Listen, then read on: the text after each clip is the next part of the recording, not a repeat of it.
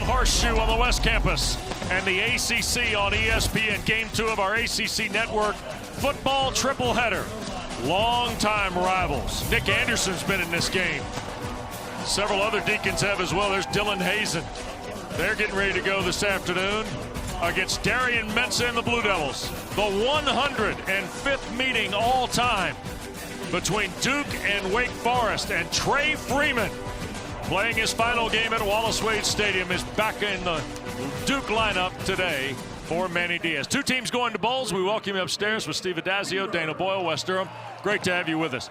Jake Dickert's first year in Winston-Salem, Steve, really mirrors Manny Diaz's first season in Durham a year ago, and he's done it with terrific defense. Fourth best in ACC play is Wake Forest. Really good football coach. When you look at the film, their team, good on special teams, good on defense, good on offense. But let's start with defense. They are a tackling machine. You can see the fundamentals in place. They rally to the ball. They play great team defense. They have great gap control.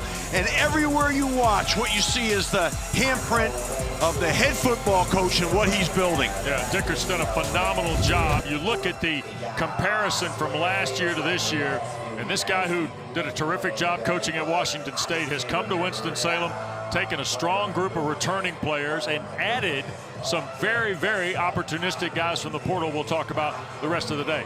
And the matchup today may be Wake's defense and what Duke is able to do offensively, especially when it comes to running the rock. I mean, they're very explosive all over the field, but you start right here and you look at Nate Shepard. I mean, this guy can put his foot in the ground, accelerate, then he lowers his pads, keeps twisting and turning. Look at his ball security. This is a really good running back who is a threat at any moment to be a home run hitter and score touchdowns. Then you come back with the hammer. You got the Castle hammer. I love this guy, blood in his nose. He is a fantastic short yardage player. Well, and you see Duke, don't let the numbers fool you here. The Blue Devils are 9th in the ACC in rushing at 134 a game.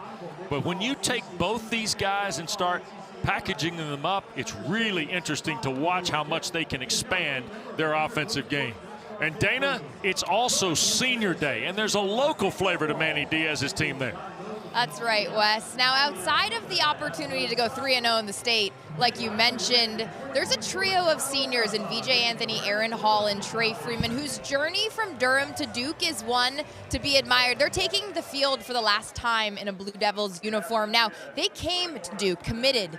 When Duke had won 0 conference games, they trusted the process. They weathered those coaching changes from David Cutcliffe to Mike Elko. Now Coach Manny Diaz highlighting the importance of a Duke degree. Now I spoke with senior captain Aaron Hall. He said, I love this university. I take great pride in representing the city of Durham, and I carry the responsibility of showing young kids that higher education and playing at the next level is possible. I used to be one of those kids, Wes, a great steward of this institution. I tell you what, Dana, the thing that you recognize, Steve, in seeing this Duke program grow, we certainly give Mike Elko credit for what he did here in a couple of seasons, right? Manny Diaz has taken it and continued to move it forward. But Steve, the commitment of the young people to stay in one place, we know that's exceptional given the landscape today. Yeah, it really is. It speaks to how solid the culture is and how much they appreciate and understand the impact of the university and what it will do for their lives. Well, there is Jake Dickert, first season, of course, at Wake Forest. They've got 4 wins of 2 touchdowns or more. They got 2 road wins. They're 3-1 on the road.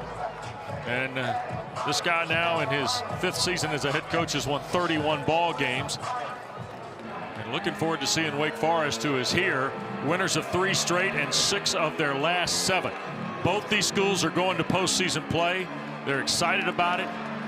Duke has lost 2 straight games at home in 3 of their last 5. Blue Devils want to atone for some of the missteps they've made here at home as much as anything else today. Wake won the toss, and they will defer to the second half. So we're going to get a look at the Deacons kicking it away. Caleb Carson will handle that for Jake Dickert's club. Duke won last year in dramatic fashion. They've won the last 3, 8 of the last 12. Prior to that sequence, in those last 12 games, Wake Forest won 12 straight games in the series from 2000 to 2011. In a battle that dates all the way back to March of 1889. We'll keep an eye on special teams today because both schools are really dangerous in the return game, both the kick and the punt. Samir Hagans is deep, and he's got Jaden Moore with him. And Hagans, of course, is second in the ACC in kick returns, and there'll be no return here off the Carlson kick. And San Luis Obispo transfer from Tulane. This is Darian Mensah making his 25th collegiate start today, Coach. Yeah, he's a good one. Highly accurate thrower, good composure, leader of this football team, having a great year. And you got to believe that he's going to have a big impact on this game today. He's got the true freshman Nate Shepard with him. Mensah's numbers, first in the ACC in yardage and touchdowns and passing per game, second in efficiency.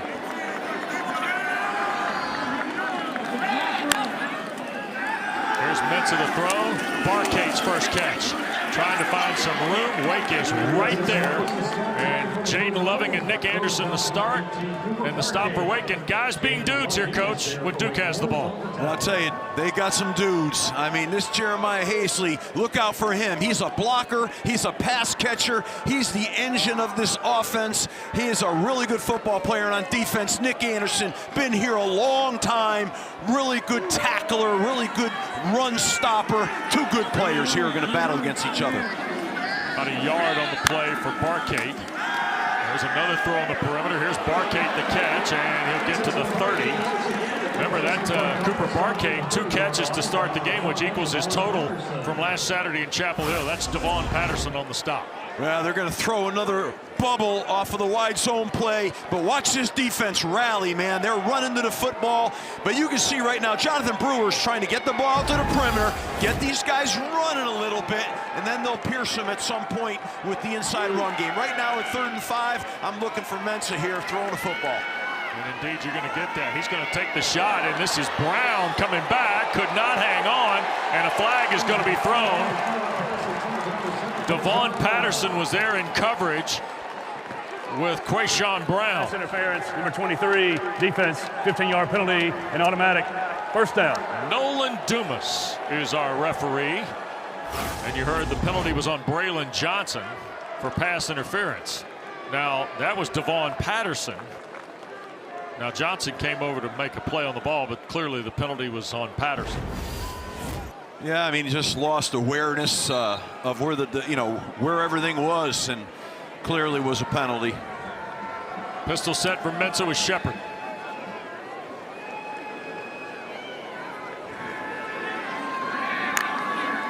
Here is Nate Shepard's first carry of the ball game. Look out, the Nate train. First snap, coach got a dozen before Johnson made the stop. Well, that's, they ran a wide zone play, and he's excellent at putting his foot in the ground and getting vertical. And like I said, they're going to attack with that inside run game once they were making that defense run. Tempo for Jonathan Brewer, the offensive coordinator. Mensah to throw here again. And delivers a ball that Barcade catches at the Wake 33. Prunty the tackle. By the way, the run by Shepard gave him 799 yards. That sets the Duke freshman rushing record. Well, he's sensational. Wes, as we said, Cooper Barcade now already, they're getting him in his game plan. They're getting bubbles to him. Yep. Now they're throwing the ball down the field to him, trying to get matchups on the edges. Look for him to have a big impact here in this football game. But nice field position here early for Duke. Blue Devils also bring Chase Taylor into the ball game, I think, to the far side. Or no, Javion Solomon to the top of the screen. And this is Shepard on the first down run.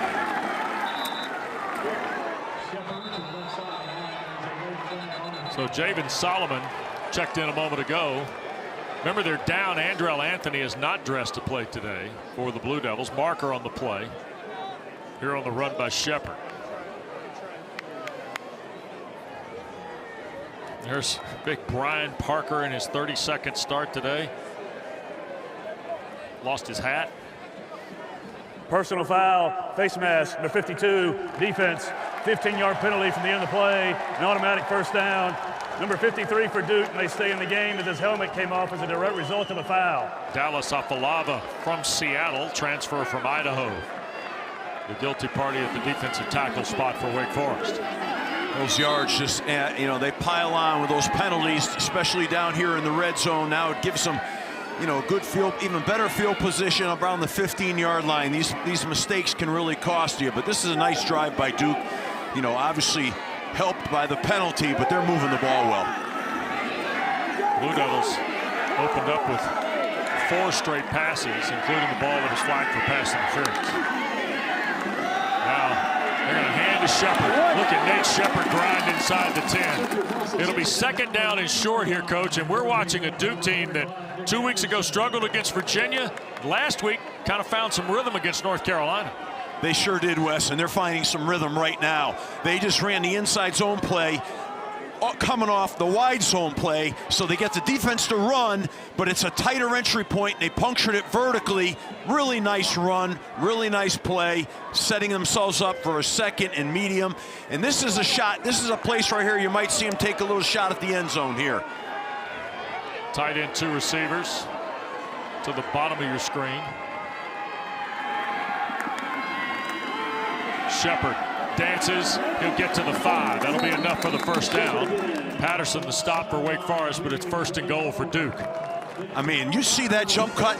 How about how quick his feet are? I mean, like lightning.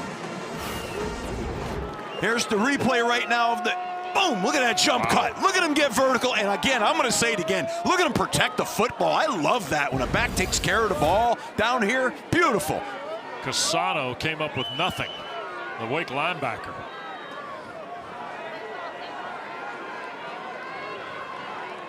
First and goal for Duke.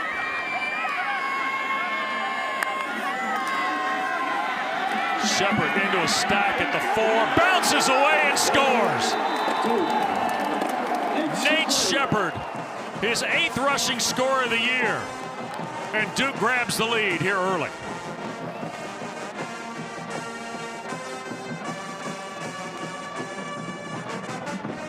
Eight plays, 75 yards, Steve.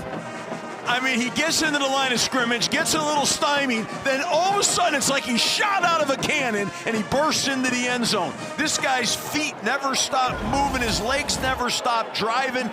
You're going to hear a lot about this young man as his career moves forward. Here's Polino to add the point. Reynoldson to hold. And Todd Polino, the hero of last Saturday night in Chapel Hill, setting up the game-winning score, bangs it home to make it 7-0. And Nate Shepard has got 8 rushing touchdowns and a freshman rushing record.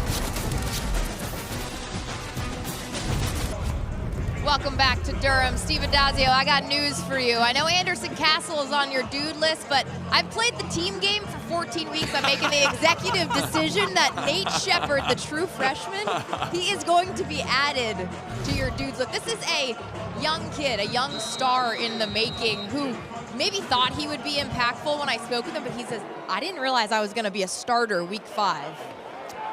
Here's the kick return. Out of there comes Barnes, and this guy can fly now. And ball got jacked out as he hit the 30-yard line. Looked like Salas, the kicker, went down there and dislodged it. My goodness. So Wake Forest will take over after a 29-yard return. It's time for Subaru's what to watch for today. Coach, we've already seen Duke, 4th in the league in red zone percentage, get a touchdown here. Wake Forest is 16th, and Duke is last defensively when the Deacons have the ball. Wow. Wow. Keep an eye on that. Yeah, it's a stat to watch. I'm kind of at my heels right now because Dana kind of came after me a little bit on this dude thing, but I might have to say she might be right. I might have to make a battlefield promotion. Devon Claiborne.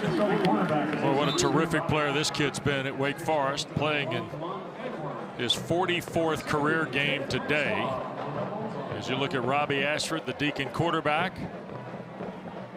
I tell you, he is a dynamic runner. He throws a good deep ball. He is a real weapon. And right now, Wake needs to answer on this drive. They need to show a little offense here. Quick throw on the perimeter, getting into the hands of Barnes. And boy, what a good open field tackle that is. Kamari Robinson making the stop. And here's Steve's dudes when Wake Forest has the ball. I mean, I love the fact when I can talk about an offensive lineman on the dude list. It's what it should be. Melvin Ciani, I love him. He's a dominator. And, of course, on defense, you've got Wesley Williams for Duke, who they say has got a great motor work ethic and an outstanding pass rusher. Again, and Dana's added the Dana list. We're going to have Dana's dudes. I like that. Dana's dudes. DD. Third down, Ashford, and hits Freeman, bounces free, and it's going to be close. They're going to give him the 40, and that'll be a Wake first down. Francois and Green finally collaborate on the tackle. Freeman had the best crack on Robbie Ashford here. Boy, hard running by the quarterback. Oh, yeah. He runs like a running back. I mean, he lowers his pads, runs behind him. He's impressive on tape. He's an outstanding runner, but those hits will keep piling up, and sometimes that takes a toll for him as a passer. Deacons went to bunch look at the far side, now going to reset. Cameron Johnson, the tight end, comes back here to the near side. Ashford wants to keep it on the run. He'll slide up the middle of the field. First down for Wake Forest to the 49 of Duke on the Weaver tackle. 11 yards for Robbie Ashford. I mean, those are 11 impressive yards. He is quick. He, too, look at him put his foot in the ground and get vertical. I mean, boy, I tell you, I just worry about whether he can, how many of those he can sustain in a game. That's wearing, but he's dynamic. Steve, look at his career rushing totals. You see the 1,600 yards. That's really impressive, and you can see why. I mean, you just see it right on the camera right now. I mean, this guy is an impressive runner. Tight end, Falai in motion. Here's Ashford on a boot, back to the far side, and that got knocked down. Francois, the linebacker, does a good job getting a hand in the pass lane. I got to tell you, Wes, that play right there, to me, you watch him, to me, he just looks a little bit fatigued on that naked play, that bootleg. And sometimes that's what happens, and it can throw off, your ability to adjust those throws. That's going to be the dilemma for Wake on this deal. But, they're all in, and here we go. Ty Clark has come in to join Damon Claiborne. And they are offset to the left of Ashford. That's Roccanelli in motion for the Deeks. Here's Ashford to his left, looping downfield. That's caught. Ty Clark the catch, and took a big lick from Robinson, but holds on. Inside the 30 to the Duke 29. It's a 20-yard throw, and a pretty well-thrown ball from Robbie Ashford. Yeah, I really like the way he put some touch on that ball. That was off of a read option play, and nice job hanging on to that, because you're going to take a hit on that play. That's shows some real courage and toughness. 12th catch of the year for Clark. Came into the ball game with 23 carries in the last 4 for the Deeks. First down give, Claiborne to work, trying to find a crease. Maybe a yard to the 28. The Wake Forest run game, 5th in the ACC at 160, nearly 160 a game. Duke's defense has allowed opponents to crank it up to better than 142 yards a game. That's 11th in the Atlantic Coast Conference. Be interesting to see who can kind of win that game within the big game today. Well, that's the one everybody looks at, right? Can you run it? Can you stop it? Ashford, quick throw, and Claiborne maybe too hot to handle. Blue Devils got back there in a hurry, though.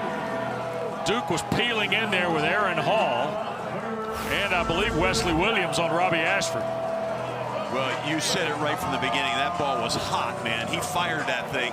Tough to handle those out of the backfield. Now they put themselves on a 3rd and long here, and maybe their mindset might be, let's get half of this back and get ourselves in field goal range. We're going to see here what the thought and the mindset of the Wake staff. Ashford thought about it. He'll keep it. Trying to find a crease, and Freeman chops him down at the 25.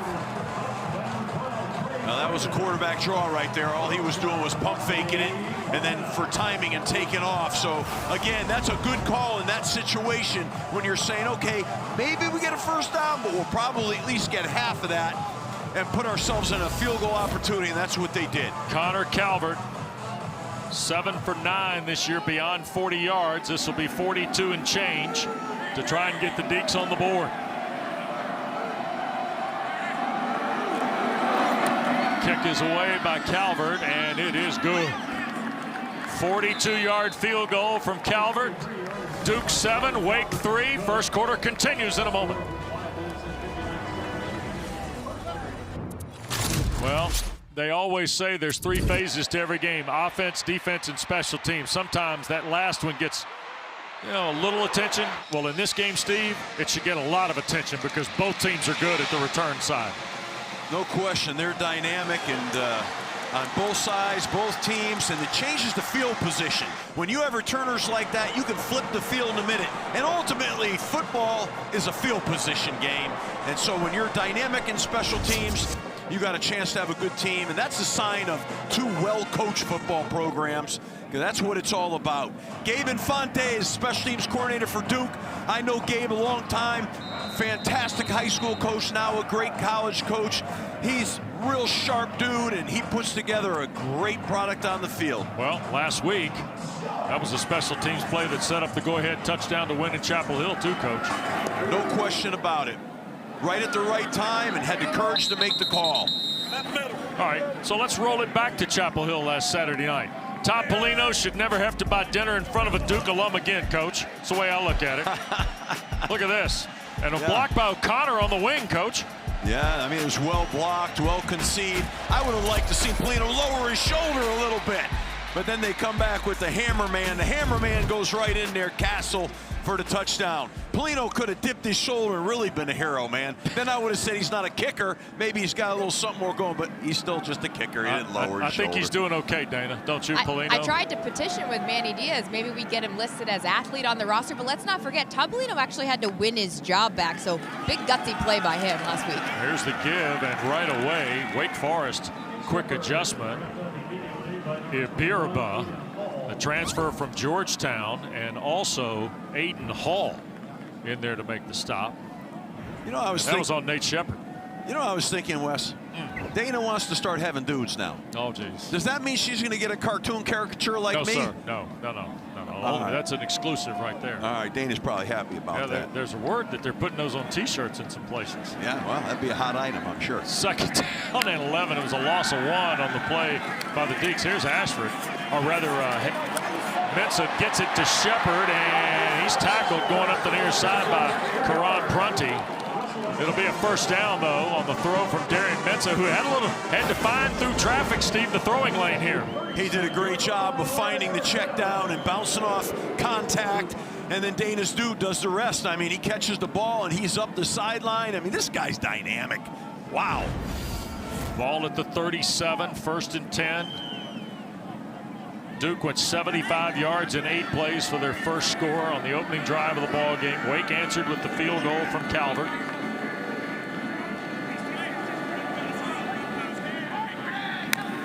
Deacons show pressure. They hand it to Shepard, and he cannot break away.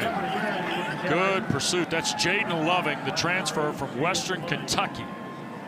6'2", 317. Who's had 17 tackles and 2 behind the line in his last 4 ball games, coming to Durham today. Well, they brought Nick Anderson down in the box on that last play, and in the pressure, and they just loaded the numbers on Duke. Here's a guy that Jake Dicker called Captain America this week in our visit with him. Anderson Castle in the running back spot. Mensah wants to throw. He'll shoot it to Hazley. Flag is thrown. Catch is made at the 40-yard line. Pass it's going to pick up about 4 yards, but the marker in the Duke backfield. Personal foul, roughing the passer, number 10, defense. 15-yard penalty from the end of the play, and automatic first down. Gabe Kursky's a transfer from Colorado State. Oh, yeah. That'll do it. Hands to the helmet. You can't do that. That's an error in judgment. He's trying to play hard. That's all that was, but that's a penalty. So both Duke possessions here, Steve. Pass interference on the first drive. Now Yeah, I mean, the penalties kill you. They're no talent deals. I mean, they're just focus and concentration.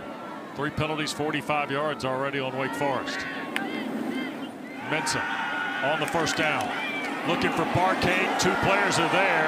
Anderson trailing Cooper Barcade along with Prunty. Flag on the field. And there's a marker thrown. I think this is defensive holding. We'll see. 1 thrown in the receiving area. Correction. Pass interference. Number 3, defense. 15-yard penalty and automatic. First down. It's a fourth 15-yard penalty, Steve. Wow, that's a lot of yards. Yeah. 4 for 60 now here in the opening quarter. And Duke is obviously trying to get that ball to Cooper Barkey. Correction. Ball be placed at the spot of the foul. Well, that makes it even more than 60 yards, I think. Those are chunks now. Those are just chunks for the offense. You've got to eliminate these penalties. Off the 32 of Wake Forest. Mensah trying to go up top. Back for Hazley, makes the catch, falling away kind of at the 29. Hall is right there for the Wake tackle. And already Jeremiah Hazley, the redshirt junior from outside of Pittsburgh, has factored into the Duke offensive game plan. He's a dude, and you can see the way he caught that ball, but that was a heck of a tackle too. Is just really great job by Aiden Hall. I mean, strong, because it's hard to get Jeremiah Hazley on the ground. Shepard's come back in. Quayshawn Brown coming here to the bottom of the screen with Chase Tyler. They're going to hand to Shepard, and he'll be close to a first down. It'll be 3rd and about 2 for Duke. I mean, Blue Devils are developing both the run and the pass here in their second possession. Yeah, you know, they're running at will, but he just skated Nate right over a defender. He was on the ground. He sort of just like lightly jumped over the top of him. Castle comes in the ball game. 0 Landon King also into that Duke huddle. Last week we saw the Blue Devils get into some 2 tight end stuff.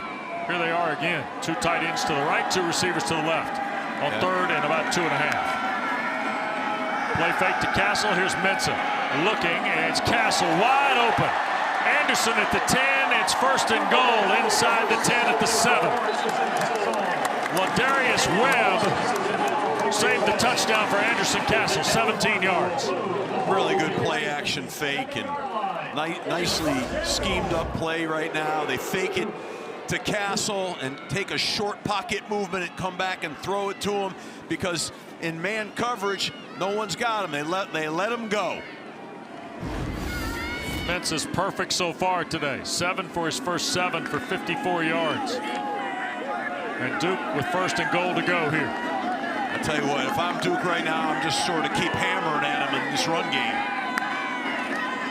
Castle. And he will twist to the 3. Patterson makes the stop. And you said it, twist. I mean, this guy turns and drives. How about the 1-2 punch here with Castle and Nate Shepard? I mean, look at this run by Castle. It's impressive. You know, it's a real change-up deal for the defense now. These are 2 totally different styles of running. 3 receivers bunched to the bottom. You see Barkate furthest away from Mensah. And here is Barkate, and they try to get it to Hagans on the perimeter. That's a terrific play by Webb. They take Hagans down back at the 4 here. Little pivot route, but I'll tell you what, Webb is a strong tackler. Puts him right down on the ground, because that was a nice little route combination. But this Wake Forest team, I mean, they are exceptional tacklers, and that's really impressive to watch. 3rd and goal here, Coach. Yeah, it's 3rd and goal. It's a passing down situation, I would think.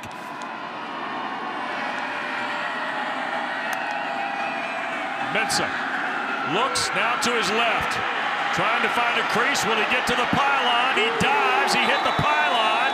Touchdown, Duke. Darian Mensah, his first rushing score of the year in game 12. Yeah, I mean, he really accelerated. He got that ball out there and was able to get the flag with it, which is a touchdown. I always get nervous when that ball's outstretched, that, you know, you lose control of it, but that's a heck of a play by Mensah. So now Polino to try and make it 14-3. Wake Forest had allowed opponents only to score 16% of their point total in the first quarter. Duke has put 2 touchdowns on the board. First quarter in the books, and Jake Dickert joins Dana next.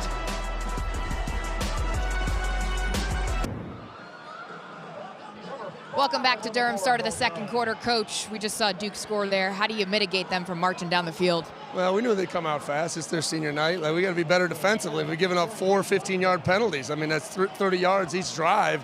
Got to get back to being ourselves. Good job by their offense driving down the field. We got to go respond. Thank you. Go Deeks. All right. The penalties have really come home to haunt Wake Forest in these first couple of possessions. No return here. Deeks will scrimmage from their 25. Steve, they got 58 yards in penalties, 41 yards of offense. Yeah, penalties are killers. Pass interference calls, roughing the passer call. I mean, these things are just going to take the life right out of your defense. And they're not talent issues, Wes. Those are focus. I keep calling them no talent issues. Got to go away. Robbie Ashford, 2 of his first 4 for 25 yards. He's got Damon Claiborne with him. And Ashford wants to zip it down the field. Long ball and dropped. Micah Mays could not reel it in against Chandler Rivers. Micah Mays really had a couple of steps out there. That was a heck of a deep ball by Robbie Ashford. He had to avoid a blitz, but they caught Duke in man coverage on that play and ran by him. Great pictures from our director, Michael Ireland, and our crew here today. You see that one all the way through from the vantage point of Robbie Ashford. Here's Claiborne, toss into the boundary side. And Damon Claiborne helped out of bounds at 37. That'll be a 12-yard run. Mekhi Jones makes the stop for the Blue Devils against the dangerous Damon Claiborne. 44th game. Comes in with 545 carries, 2,541 rush yards for Damon Claiborne. Here's Ashford on the keep, and he runs right into Mergat. Interesting little play there. They ran a little, they got in quads, put 4 receivers to their right, and then came back with a read play, and he pulls it. He should have plus numbers on that thing. Only got a few yards, but the scheme was good. Robbie Ashford digging in on Luke Mergat after the play, Coach. That's a matchup.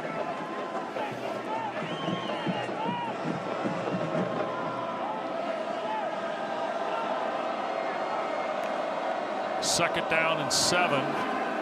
Throw on the perimeter. This is Barnes up the far sideline, out of bounds in Duke territory.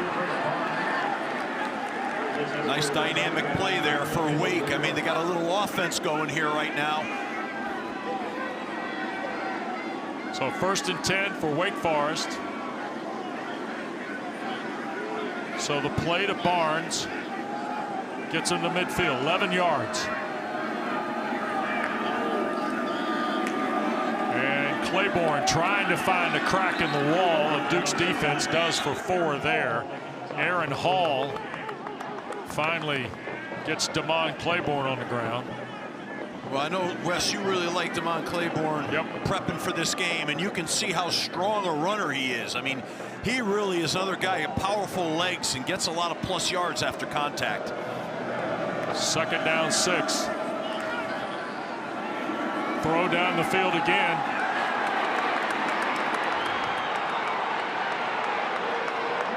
Yeah, he did not leave himself much room for the quarterback to drop the ball to him. What was happening on that play, he gave away that red line, that imaginary line between the numbers and the sideline. It got too close to the sideline, and when you get too close to the sideline, it's hard to drop it in there. Well conceived play, but put him in 3rd down and a 3rd and long situation, and this is, not where Wake wants to be. It's not really their forte. They need to stay on schedule. They're less than 39% against the league. Duke's allowing ACC opponents to hit almost 51% on 3rd down. Ashford loads, throws, caught. And that is Hernandez First catch of the day for Carlos Hernandez. He found the soft part of that zone, and Robbie Ashford did a great job of dropping that ball. That was a big first down for the Wake offense. 23 yards. Robbie Ashford to Carlos Hernandez. The playmaker the last couple of weeks for this Deacon team on really a lot of things. Now here goes Hernandez again. Deshaun Stone the tackle for Duke. Look at Carlos Hernandez. The last two and the first 6. Now remember, you know, he's a punt returner. You see those punt return skills out there. When you get him the ball in space, he's dangerous. Yeah, but 11 for almost 302 games, Steve. Yeah. That's like next level stuff. He's a dynamic guy. He was at Wazoo a year ago playing for Jake Dickert there. Wake goes to the 2-back set, if you will, in the pistol. Ashford to throw. Back across and over the top of Any Falai, the tight end.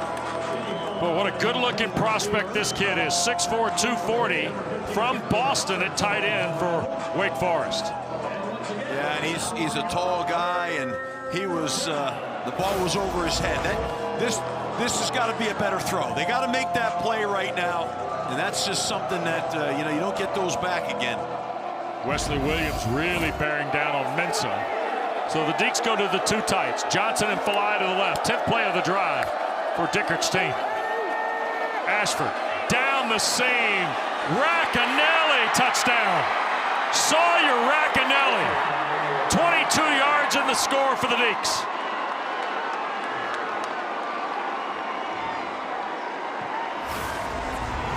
Really good job right here, hitting this slot receiver in a little seam route, and just dropped the ball in there beautifully. Well thrown. This is what you see now with Robbie Ashford. You know, he's got some good balls in there, and he's got some ones that he's got to make. It's not real consistent, but he has the arm talent. You just saw it right there. What a nice route. Racanelli, touchdown catch, holds for the kick, and it's good. New score at Wallace Wade Stadium. 3 minutes and change gone in quarter 2. Robbie Ashford dials Sawyer Racanelli. 14-10 Duke.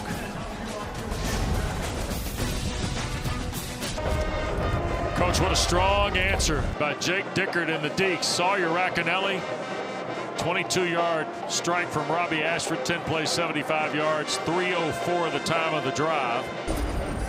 Racanelli only had 4 catches in his last 2.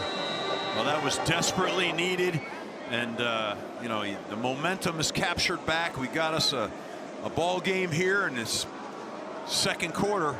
Let's see how these defenses, if they can start to stop the bleeding here a little bit. Uh-oh, Higgins may get a return here. Samir off the 7. Trying to find a crease here to the near side. Here goes Higgins, and he got spun around. Could not keep his feet shy of the 30-yard line. Blue Devils will have it back and a 4-point lead next.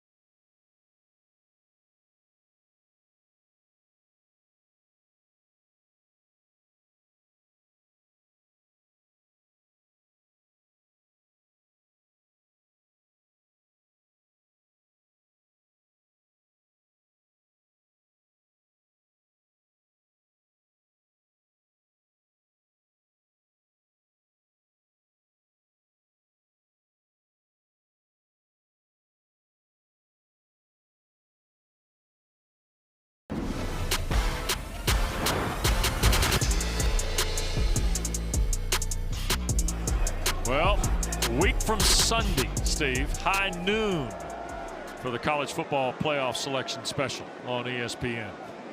Much anticipated. Oh boy. A lot of college football fans out there fired up to see what's going to happen. A lot happening today. Yep. Ohio State, a winner at Michigan. Miami beat Pitt today 38-7. If you're into comparables, some would say the committee is. Here's Duke off its 29 with the 4-point lead. Mentz has been perfect today. To his right, he'll throw that away. That's his first miss. And a quick reminder to you, following our coverage of State Carolina tonight over in Raleigh, ACC Huddle final score. Crew will wrap up the final day of play in the regular season. You'll get all the storylines, analysis, interviews, and more. Kelsey Rick's cuff stands guard, as it were, with Coach Rick and Bryce Love and the world famous Tom Luganbill. Second down and 10 off the 29 for the Blue Devils. That's a pressure, got it, deliver it, does, and unable to hang on is Quayshawn Brown. Braylon Johnson had him wrapped up on impact. He got loose late and had good protection there, but those are a little bit long developing routes, and ends up kind of really feeling it and rushing that throw a little bit. Ooh. Puts him in a 3rd and long here now. This is, you gotta be careful on these 3rd and longs. Duke is 40% on the year. 3rd and the full 10 for Mensa. In trouble, sacked. Kursky gets there.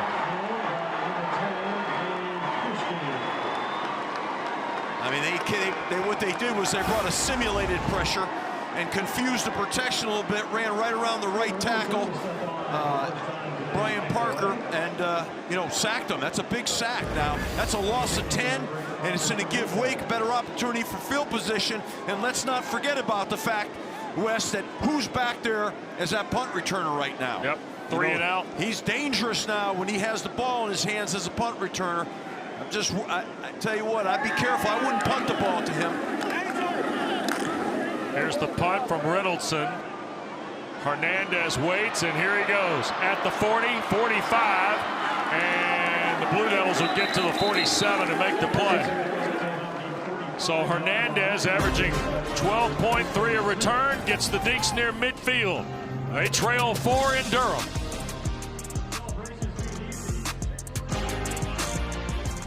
In the second quarter here, about 5 minutes gone. This is Duke's opening drive. Nate Shepard punched down a 5-yard run. Blue Devils on the board. And then on their second possession, Darian Mentz's first rushing score of the year here, Steve. Hit the pylon. Wake had kicked the field goal, so it was 14-3, and Wake had to score here, and boy, Ashford to Racanelli delivered. Yeah, nice little inside fade route. Really well done. You see the penalty yards. Wake, they came early and often with yellow flags in this first quarter. Robbie Ashford's done a good job. He's been a factor in the run game for Wake. Mensah hit his first 8 today, and now Ashford once again crossing route, and look at Barnes now, another guy that can fly, and he works his way down toward the 35. I think he stepped out of bounds before he got roughed up at the 30 by Deshaun Stone. Well, he makes it look easy with that speed. He is like gliding. They're back on the ball in a hurry here. Sure are. 14-yard play on first down. And look at Ashford. He'll just tuck and fall at the 35. Josiah Green was there. It's a nice little scheme by Duke where they had a little twist in there and came back on the back door to play. It's a nice play. That puts Wake in second and long again. I think Wake is a team that really wants to stay on schedule. So when they get behind the chains, 2nd and 11, that's not really where they excel, right? It puts them more in a passing situation here. Possibly a quarterback draw again. Possibly a quick screen, but not where they want to be. You see they got Clark and Claiborne together again in the pistol. Here is Damon Claiborne. Hesitates and now will dive inside the 30 to the 28. Kamari Robinson there. It'll be 3rd and 3 after a 7-yard run by Claiborne. Yeah, I mean, that was a nice job of getting a lot back, put him in a manageable situation. They caught Duke. Duke brought internal pressure with the linebacker, and they got the ball tossed outside really quick. That was a defense designed to stop an inside run, and they hit an outside run. So one for the offense. 3rd and medium now. Look for the quarterback with his legs if things break down in the passing game or a possible QB draw. Deeks are 3 of 4 on 3rd down. Ashford, quick throw, Falai, the tight end, 1st down. Any Falai, the catch to the 23. Kendall Johnson, redshirt sophomore, on the stop. Another look at Falai. Yeah, nice little quick passing game, flat route to a Northeast player, another one of the great Northeast players. Uh-oh, fumble, Claiborne turned it over. Duke fell on it. Looks like David Anderson might have recovered this. Rolling on the field is a backward pass, And recovered by it the is. defense. 1st down, Duke. So the turnover by the Deacons in plus territory.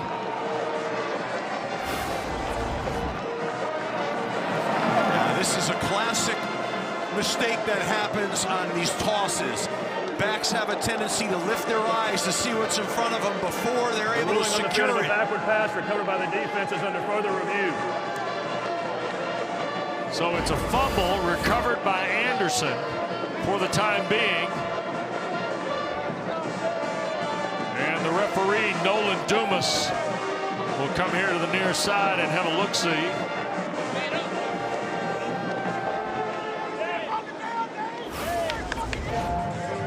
Steve, the question is, was it a backward pass or not? And the ruling on the field here might be tough to overturn. I don't know, it's close. It's close. Here's a good look. He looks like he's behind him. Yeah, sure does. Boy, it looked like Burkott had it dead to rights. And then Anderson, the big fella from Hampton. You just got to see those balls into your hands. He looks, I don't know what he's yelling and screaming about there, but Devon Claiborne is fired up. After review, the ruling on the field is upheld. 1st down, Duke. So they end up running 5 plays, and now the first turnover of the ball game. And for Wake Forest, their 8th fumble of the year. Duke has been excellent under Manny Diaz in turnovers gained. well, these turnovers kill you, and that's a great break and an opportunity for Duke, and they were hustling to be able to recover that, but that really hurts you, you know, in your wake right now. That's one of those things. Okay, now you got to bow up on defense, and you got to stem the tide of momentum here. Shepard the back. Mensah hands to him. Here comes the rookie. Flag is thrown on the play in the neighborhood of a hold. Yeah, I think you're going to see a hole on the Y zone play. I think someone got hooked in there. Afalava, the tackle. Holding, number 75, offense, 10-yard penalty. Replay 1st down. Bruno Fina.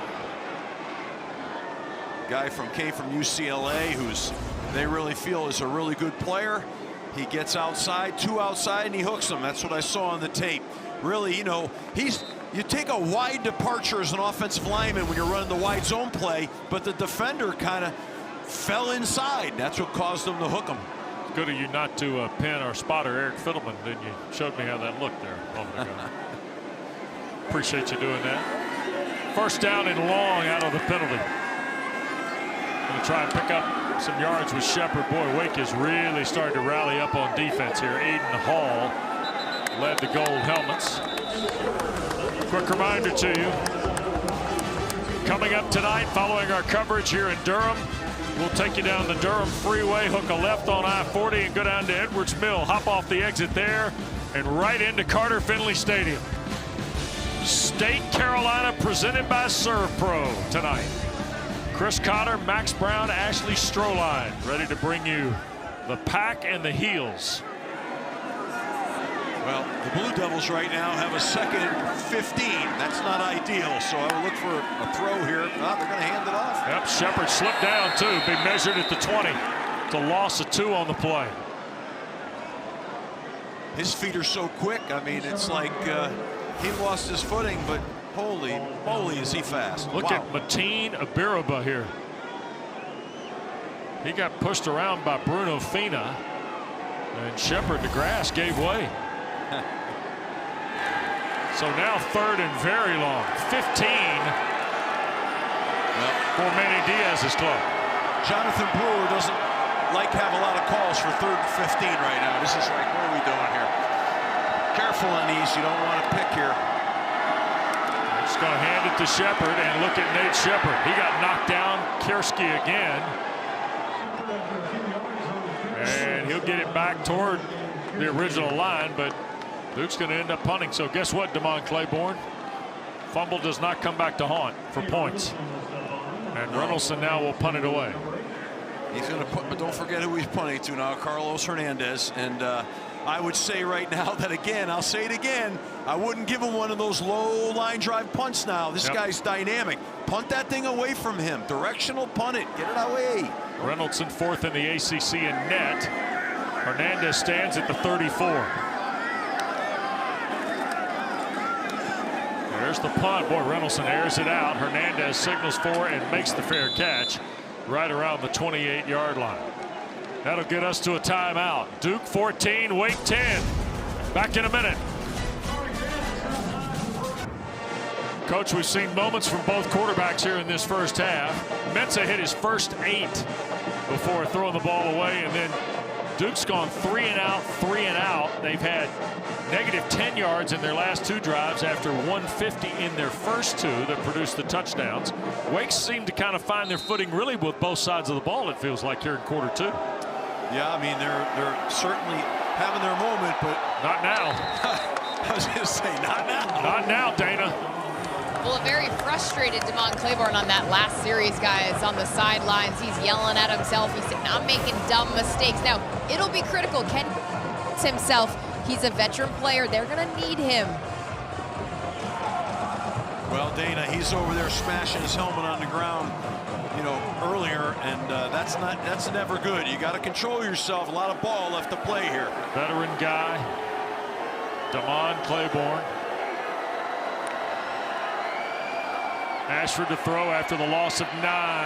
Oh my goodness, up the ladder, Sterling Burkhalter hauls it down at the 29-yard line. Bryce Davis there for Duke.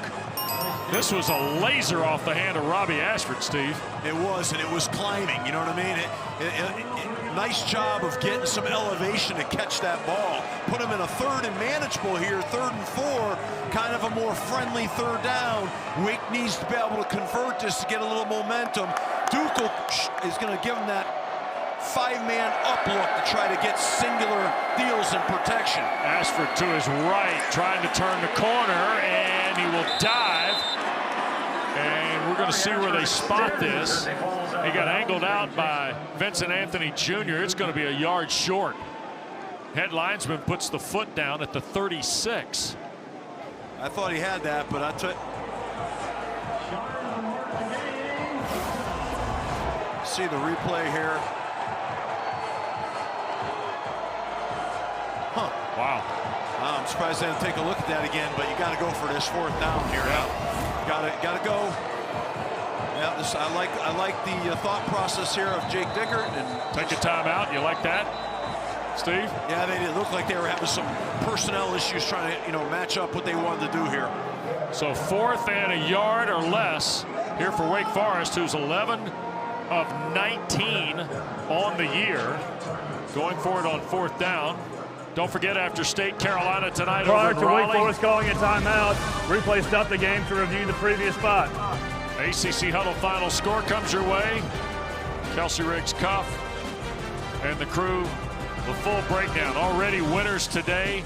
Miami 38, Pitt 7, Louisville 41, Kentucky nothing. And then Clemson a winner in Columbia over South Carolina 28-14. You heard Nolan Dumas say they're looking at the spot in review here Yeah, And, you know, here we go again. How many plays have we seen today where the foot is inbounds, the ball gets reached, whether the ball, you're controlling it, where the ball breaks the plane, Steve, right? Yeah, I think he has control of the ball. Now the question is, I can't tell in this angle, is where was the ball relation to the first down marker on the sideline? I mean, right there, it kind of looks like he's got it. Looks like he's in bounds. Yeah, I mean, I think he's in bounds. I think he has it, but, you know, is that the best angle? I don't know. But, right, you know, they stopped it up top, so they saw enough to make them want to really look at that. Not going to be surprised if they overturn the call on the field. No, I won't be surprised. That would, you know, make it a first down for Wake. Enjoyed our visit with Jake Dickert this week. Of course, he's 4 seasons in Washington After State. review, the ruling of the field is upheld. Wow. 4th down. So there you go. Don't trust the people up here. No. Like in this booth. I know, that's what I'm saying. The people down the hall maybe, but not us. What you couldn't see up here was That's right. if the ball, where was the ball relative to the sideline? That's what we didn't have an angle for that. But hey, we got a 4th and short call here. You like this? I like this. Yeah, I do. Yep. And, you know, I think the question now is the quarterback keeping the ball, or is Claiborne getting the ball here? I think it might be the quarterback. It's Robbie Ashford. And he won't get it. Robinson finishes the drill that gets started by Vincent Anthony Jr.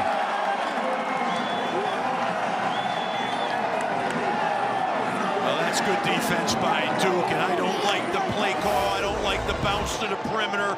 You've got to keep it in the A-gap, and I'm going to tell you from experience, that's what happens with quarterback runs sometimes. They have a tendency not to hold the A-gap and bounce it. You got to hold the A-gap there. He didn't do that. That's a big play for Duke. Give all the credit in the world to Duke. They made the play. Jake Dickert knows Robbie Ashford completely upset with all of this. I mean, And Deshaun Purdy, the backup quarterback, is having to see if he can get Ashford calmed down. Meanwhile, Duke. Here's Mensah looking to throw, does, and that's Barcade holding on for about 3 to the 31. Webb was right there. So we saw Claiborne a couple possessions ago upset. Now Ashford is fired up. Yeah, I mean, I love passion, and I get it, but you can't be this out of control. Calm down now, okay? He and Claiborne, both guys a little over the top right now. There's a lot of football here. It's a close game. You're a leader. So 2nd down and 6 it'll be. They're going to run this with Shepard. Boy, Wake is right there on Nate Shepard. It'll be a couple of yards to the 29. It'll be 3rd down and 5, and boy, Ashford's still running hot. Looks like Anderson on the top of that thing for Wake. I mean, he's like trying to search for the ball. I mean, Wake's playing with passion right now on defense. I mean, there's some intensity, guys, out here on this field right now. They're playing hard. Nick Anderson, 56th career game today from Centerville High School, Clifton, Virginia. It's a lot of football. And did he have an unbelievable start to his freshman year in Winston-Salem? He picked Hendon Hooker 3 times as a rookie, Steve, in a win against Virginia Tech. And now we get a Duke timeout call. That play clock was getting ready to catch Darian Mensah. Prior to the snap, first, charge from out of the half. Duke, Smart. 30 seconds. Smart by the coaches right there. Bang, don't get caught there with a 5-yard penalty. So 14-10 the score. Robbie Ashford looks like he's calmed down a little bit. Dana, Wake Forest has had as many fireworks on the sidelines they've had on the field here in the first half. Well, it's a passionate bunch, and I think they get that from their head coach. I mean, we talked to him this week. I spoke with Robbie Ashford. He said, we get so much juice from our head coach. He did say he thinks it might be because he's a young head coach, but he is a player's coach, I've been told. Well, not an ageist, I'm just saying. No. Steve, Jake Dickert gets you to believe pretty quick, even when you're just having a production call with him about what he's doing. I like him a lot. I do too. I think he's, you know, he believes in a lot of the same things I know that I believe in. He is a passionate guy, and you can see the way his team plays, and it's fun to watch. And I think that's a big part of why they're having success. 3rd down and 5 out of the Manny Diaz timeout for the Blue Devils. Mensah, swing pass, Shepard. 1st down and out of bounds. That's Dana Stewart, man, catching the ball in the perimeter there. He's a smooth runner. He's as good catching the ball out of the backfield as he is running it. 9 for Shepard on the pass. Yeah, nice pass. Look at him catch that thing with his hands and just gets that 1st down. He is a weapon, man. It was the middle of the season. Duke's playing at Syracuse. The day before the game, Manny Diaz said, we're going to play this young guy, Nate Shepard. We're going to let him have the ball a couple times. They have not taken it away from him since. Yeah, they got to find there. That's yep. 2-minute timeout. This is the 2-minute timeout. 14-10. Duke seeing if they can't add to the total here before halftime.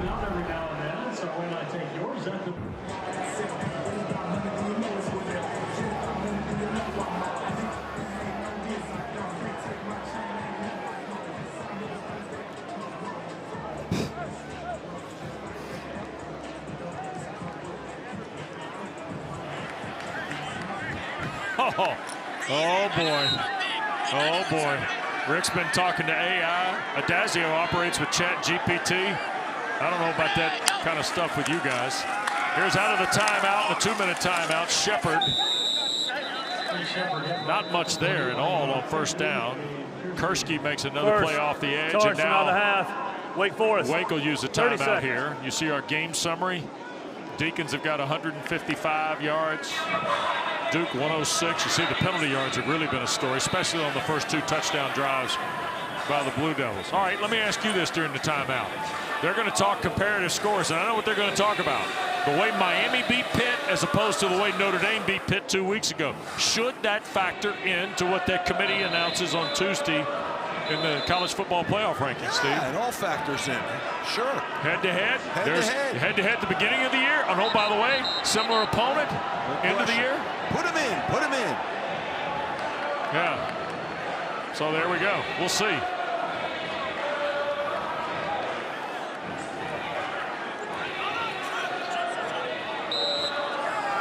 So here is 2nd down. In motion goes Brown. Mensah the snap. They're going to hand the ball to Shepard again. Trying to find a block. He'll pedal down to about the 18-yard line. So, Mark Rick's going to talk about it coming up at the break. Out of the half. Wake Comparative Forest. scores. 30 fair seconds. or not? Fair.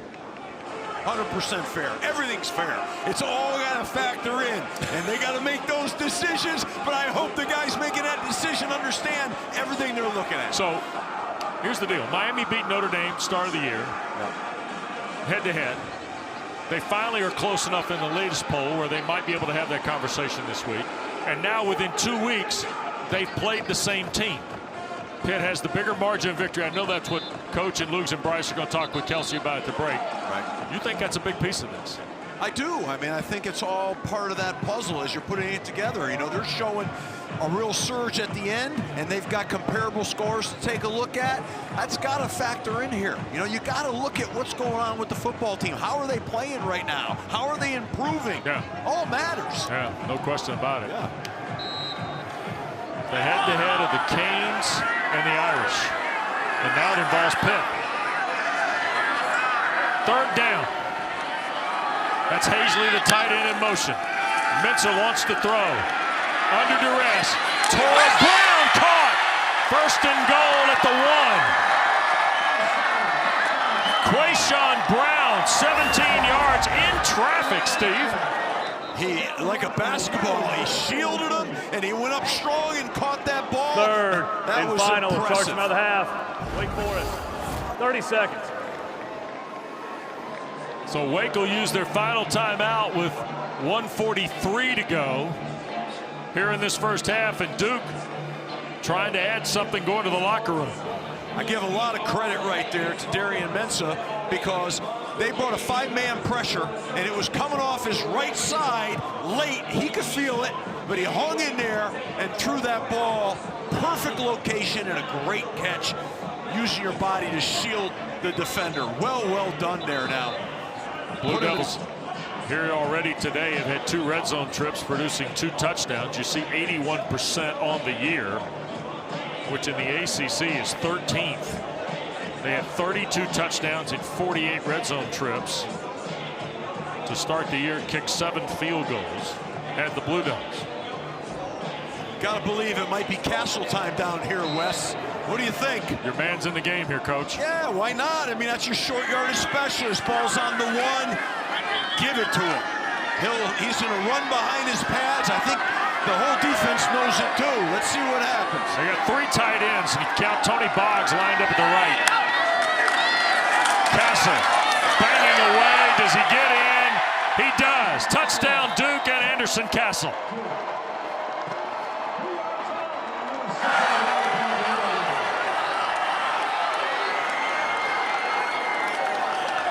So Wake went for it on 4th down, failed to convert, and now Duke has responded in 7 plays. Look at his leg drive on the replay, man. Those legs are like pistons. Boom, boom, boom, boom, boom, boom, boom, boom, boom, in the end zone. That's a guy that's saying, I'm not going to be denied. We're going in before the half. 1-yard run for Castle, 7 plays, 34 yards, 224. Polino's point makes it 21-10. And go back to the throw on 3rd down from Mensah to Quayshawn Brown. Yeah, nice big-time throw, big-time catch. Play they needed to get him inside the 5s. Get in the end zone. Watch my guy. Look at him. Look at him. Just not going to be stopped here, man. There's a lot of meat in this game on the bone left here. A lot of meat on the bone. A lot of turkey. A lot of turkey. Throws in a handful of push-ups to boot. Anderson Castle in the end zone for the 10th time this year. And the Blue Devils by 11. But if you're Manny Diaz now, got to be careful where you kick this. Yeah, I don't think there's any question. I think let's keep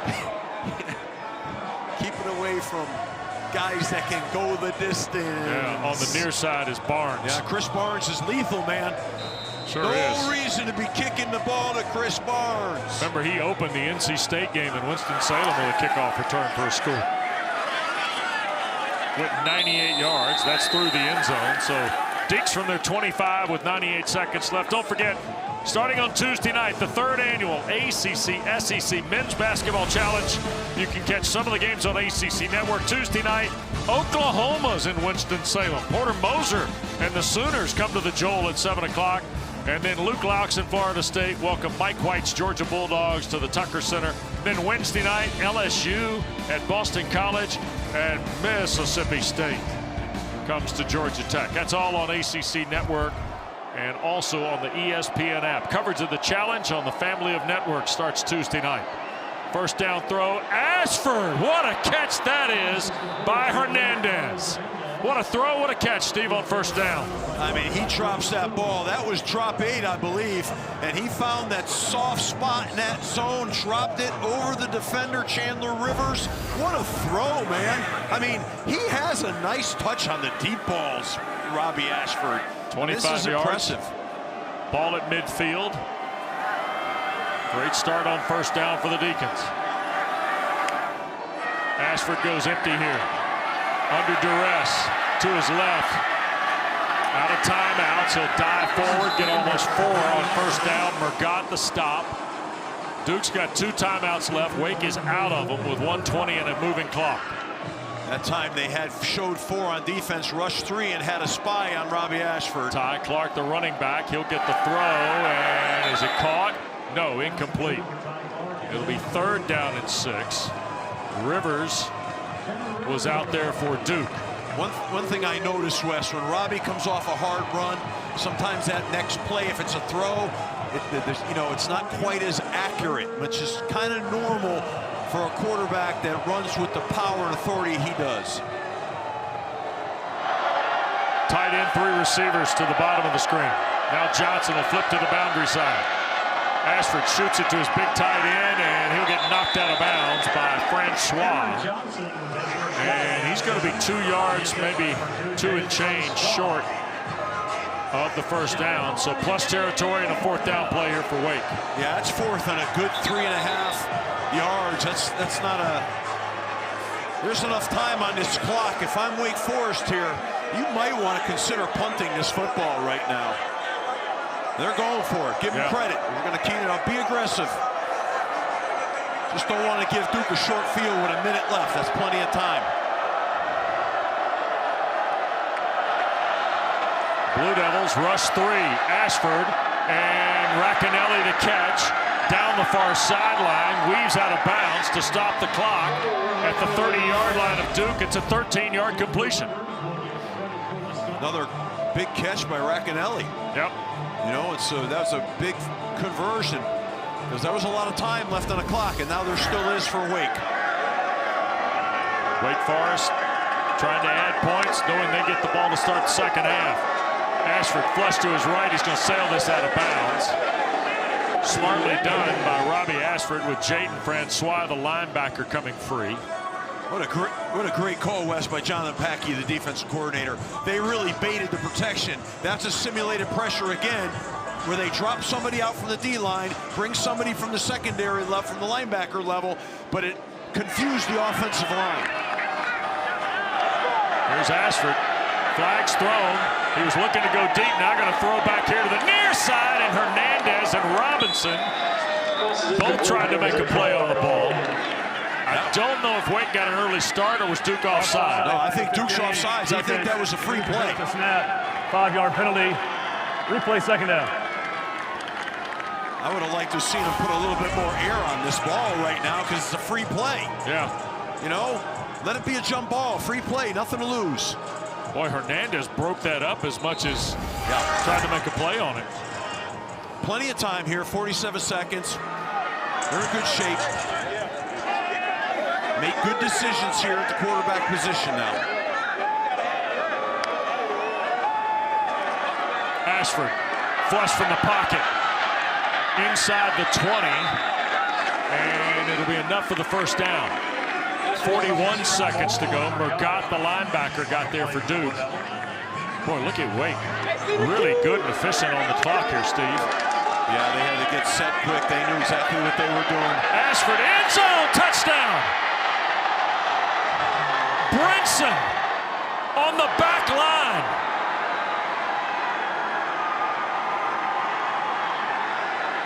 Wow. What a throw. What a throw. What a nice catch, too. But that throw was, wow, it was on the money here. Good protection. He steps up and he rips it. Look at that.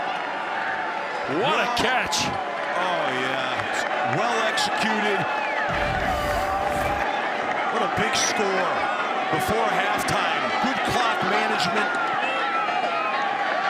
Robbie Ashford's 12 of 19 for 172, and now his second touchdown pass. Give him a lot of credit. And Wes, I believe they get the ball to open up the second half so they can get a twofer. You know, that was big.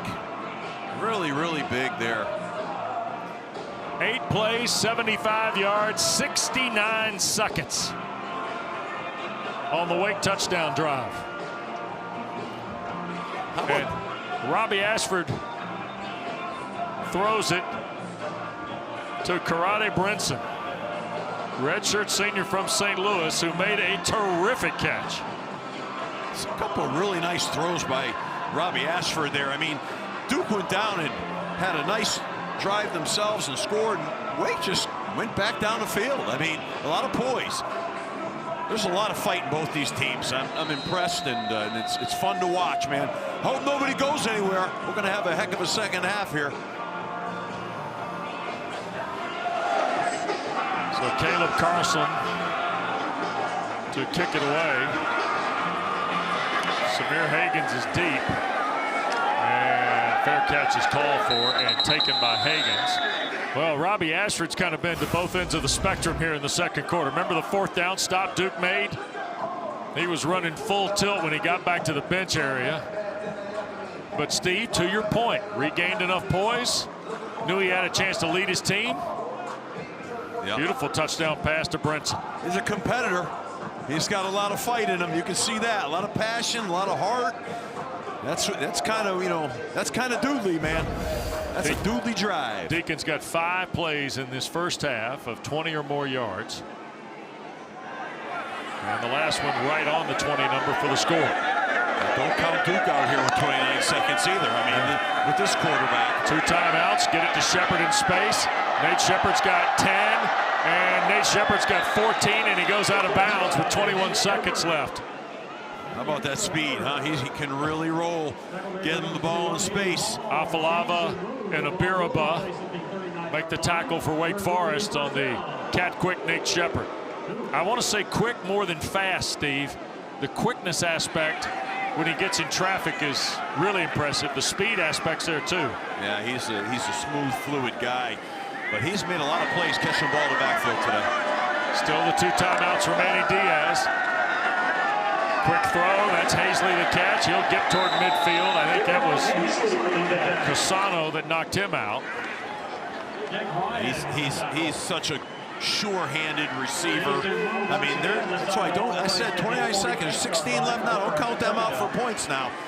How many more yards they have to get here, field goal range, you know, maybe another 20, maybe 15, take a shot with it. 16 seconds, you probably got 3 plays.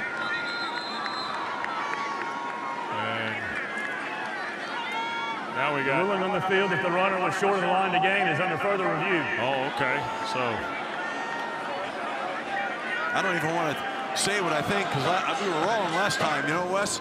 I kind of thought maybe he got there, but I mean, I don't know. So Duke, by the way, the Blue Devils, Steve and Dana, are playing for try and win the state title today in the ACC. The 4 North Carolina schools. Now this is I say fictitious award, but people around here take it pretty serious. Duke's trying to win the state title, games against State, Carolina, and Wake Forest, for the 2nd consecutive year, and Steve, in doing so, would win the state title in back-to-back seasons for the first time since 1961-62 if they're able to beat Wake Forest. It was about this time of year, 25, 30 years ago, they used to play something called the Big Four tournament, basketball.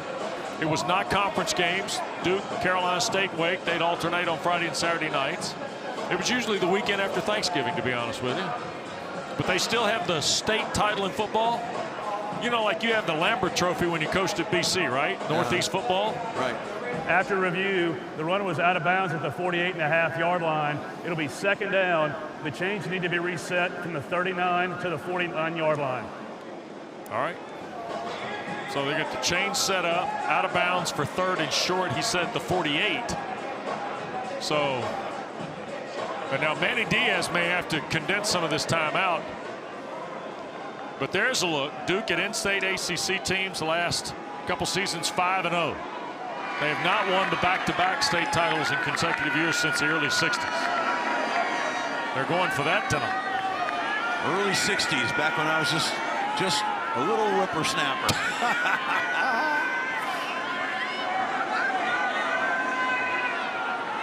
After all that, I guess they got a little closer to a first down, but I don't know a lot about a little. Well, remember now, Nolan Dumas, they got to get the game's got to get, the maintenance on the game has to take shape. And now here's Mensah. 2nd and 1. Clock won't start till the ball is snapped. Wake brings 4. Mensah in trouble. Can't take a sack. He'll flip it down the field incomplete. Casano was there defensively, but it was Langston Hardy who was pressuring Mensah. Yeah, I honestly, I don't think Mensah managed that very well now, you know. Burned a lot of time. A lot of time. The ball's got to get out. You got to have a clock. You cannot hang in there like that. And I think you want some quicker routes happening a little faster. Yep. Give him a chance. Don't leave him hanging in that pocket. They still got 2 timeouts. It is 3rd and inches. Well, now they're fighting the clock in amount of plays. They might be able to get 2 plays here, and 2 short plays to maybe give them a crack at a field goal, but the ball's got to come out here. Polino's longest is 53 yards a year ago against UConn. Here's Mensah in the pocket again and overthrows Barcade. 3 early catches for Cooper Barcade today, Steve, and that's been it so far. Yeah, I thought they were off to targeting him pretty well, but it's gone a little quiet for him. Yep. And they need to get him back involved in the game. He's too good a football player. Yep. Too sure-handed a receiver. Held to just 2 catches last Saturday in Chapel Hill. Comes into the ball game. He's got 55 on the year. He's 3rd in the ACC in yardage entering tonight, and 1st in touchdowns with a half dozen. Now they look like they're lining up for the Hail Mary here. Let's see. We're going to get a chance to see the arm strength. We've seen Duke do this, Steve, at Clemson. Here's Mensah up in the pocket, down the field, and this is Brown at the 25 and tackled there. Brought down by Miles Turpin, and that'll send the teams to the locker room. So Wake gets the final score on the throw to Brinson from Robbie Ashford, and we got ourselves a 4-point game. Duke 21, Wake 17. Off to our ACC Network studios. Here's Kelsey.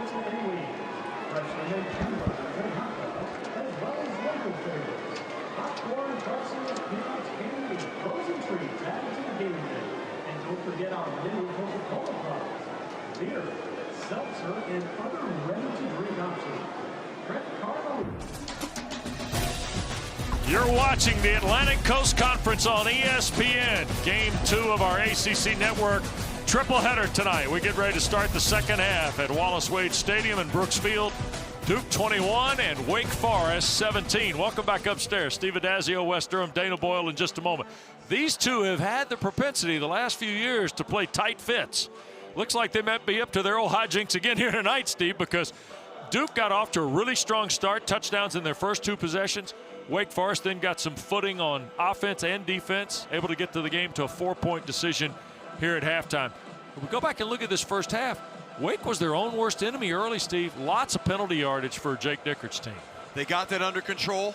Yeah. They had a few emotional swings with their best players. They got that under control, and they managed to get themselves down the field for a great drive before the half. Yeah, both these teams are fighting, Wes. They're battling each other. It's great college football to be watched. Manny Diaz 10-1 as Duke's head coach when leading at the break. And you see the details. Dana? Well, I spoke with a very honest Jake Dickert going into the locker room. He said, that's about as sloppy as we played in 2 quarters. But he said, we're only down by 4. We need to reset to the start of this 3rd quarter. And he said, offensively, I'm really proud of the poise quarterback Robbie Ashford showed. He said, defensively, we got to wipe that look of shock off our faces and just continue to lean into the fundamentals. They're not used to giving up this many points, Wes. Look out. The return was not Barnes. It was Jamar Searcy, who came off the goal line.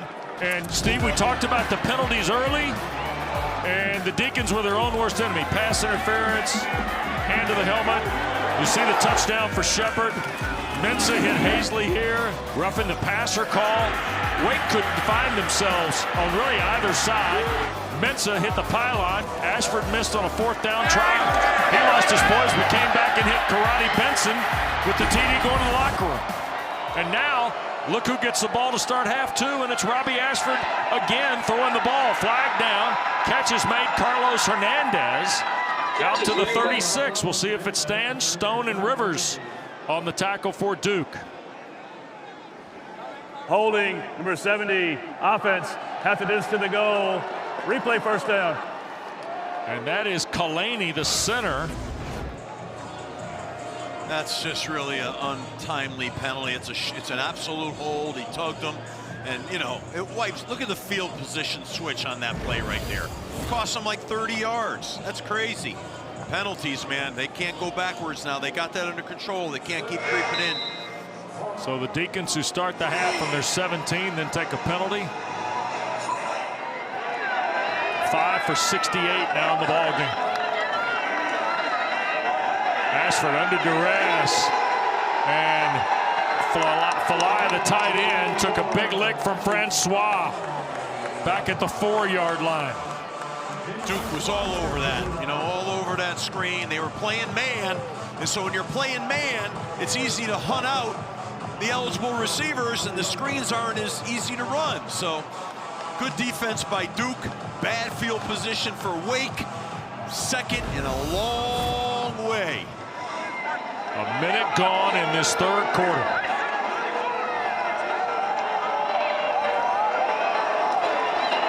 Damon Claiborne. Look at this run. Wow, flipped out right around the 18-yard line as he got back toward the original line of scrimmage. Stone finally took him off his pins. He's an accelerator. A great cut right there. Got vertical, runs through contact, got him back up to the original line of scrimmage, making it 3rd and 10. This is, they're going to have to throw. To me, they're throwing for this right now, trying to get it. They're not lined up right. They're not lined up right. They're in quads. They don't want to be in quads. Ashford trying to get Falai reset to the far side. Duke also trying to match. Here's Robbie flush to his right, and he'll cut it loose, incomplete. Boy, he was run down by Kevin O'Connor. He's the guy that was the wing on the Polino fake field goal last Saturday night over in Chapel Hill, and that time he came free and was flying at Robbie Ashford. Yeah, I mean, they had a breakdown up front. They cut him loose, and he shot himself right through there and made a big play. And this is, not the way you would script it for Wake to start the second half by giving Duke tremendous field position here on this punt. Only the 31st time this year Wake's gone 3 and out. Brown and Barcade are deep. And Barcade will take the fair catch at the 48-yard line. Quick reminder to you, the ACC SEC Women's Basketball Challenge starts next week as well. Wednesday night, pair of ball games for you. Auburn is in Central New York. Bring a snow shovel. 5 o'clock start against the Orange, and then Arkansas and SMU in Dallas at 7 on Thursday night. ACC SEC Women's Challenge begins on Wednesday here on ACC Network and the ESPN app. How big a penalty? How big was that penalty? It just knocked Wake right out of that first drive after they opened up with a great passing play for a first down. Darian Mensah the ball at the 48-yard line of the Blue Devils. Shepard. Nope, Mensah kept it on the boot back here to the near side, and he will throw it away. Hagens was the closest guy there. Langston Hardy, number 11 for Wake Forest, peeled in off the defensive end spot. You see Hardy now. This is a 6'4", 250-pound transfer, redshirt junior from UConn. His last 4 games, 4 tackles for loss, 1.5 sacks. Steve, he's 4th in the ACC in conference play in TFL. This is a really good football player. You talk to the coaches and they say he's a football guy. He has football savvy along with his talent. Duke, who's only had 73 yards of offense their last 4 offensive possessions. 2nd and 10. And Shepard, no go here. Ran into the Aiden Hall, Langston Hardy. Boy, look at him. 6'4", 250, went to Sandalwood in Jacksonville. Very proud program on the First Coast. They've got to control the backside end. They've got to control Hardy on that stretch play they just ran. The naked by the quarterback or a read by the quarterback wouldn't allow him to close like that on the backside. That's got to get fixed. Duke 4 of 7 on 3rd down. They put Castle to the top of the screen, out wide. Now he'll orbit back down with Mensah. Wake brings the heat. Mensah in the pocket and sacked. Nick Anderson gets to Darian Mensah. 2nd sack of the night for Wake Forest. They brought Castle back in to identify what the coverage was. They identified its man coverage, but I don't know why they had such a route structure to take so long when they knew the blitz was coming. There's Langston Hardy. He and Anderson. Down with the Bull City, by the way. Neither team is happy with their opening drive. Yeah, a pair of 3 and outs. Both defensive corners might like it though, Coach. Yeah, good defense. You're right. Reynoldson, the punt, flips that over, and it's going to hit Hernandez backing out of there. So inside the 10, it goes for Cade Riddleson. That'll bring us to a timeout. 4-point lead for the Blue Devils. 52-yard punt by the Aussie. Back to Durham in a moment. Championship game.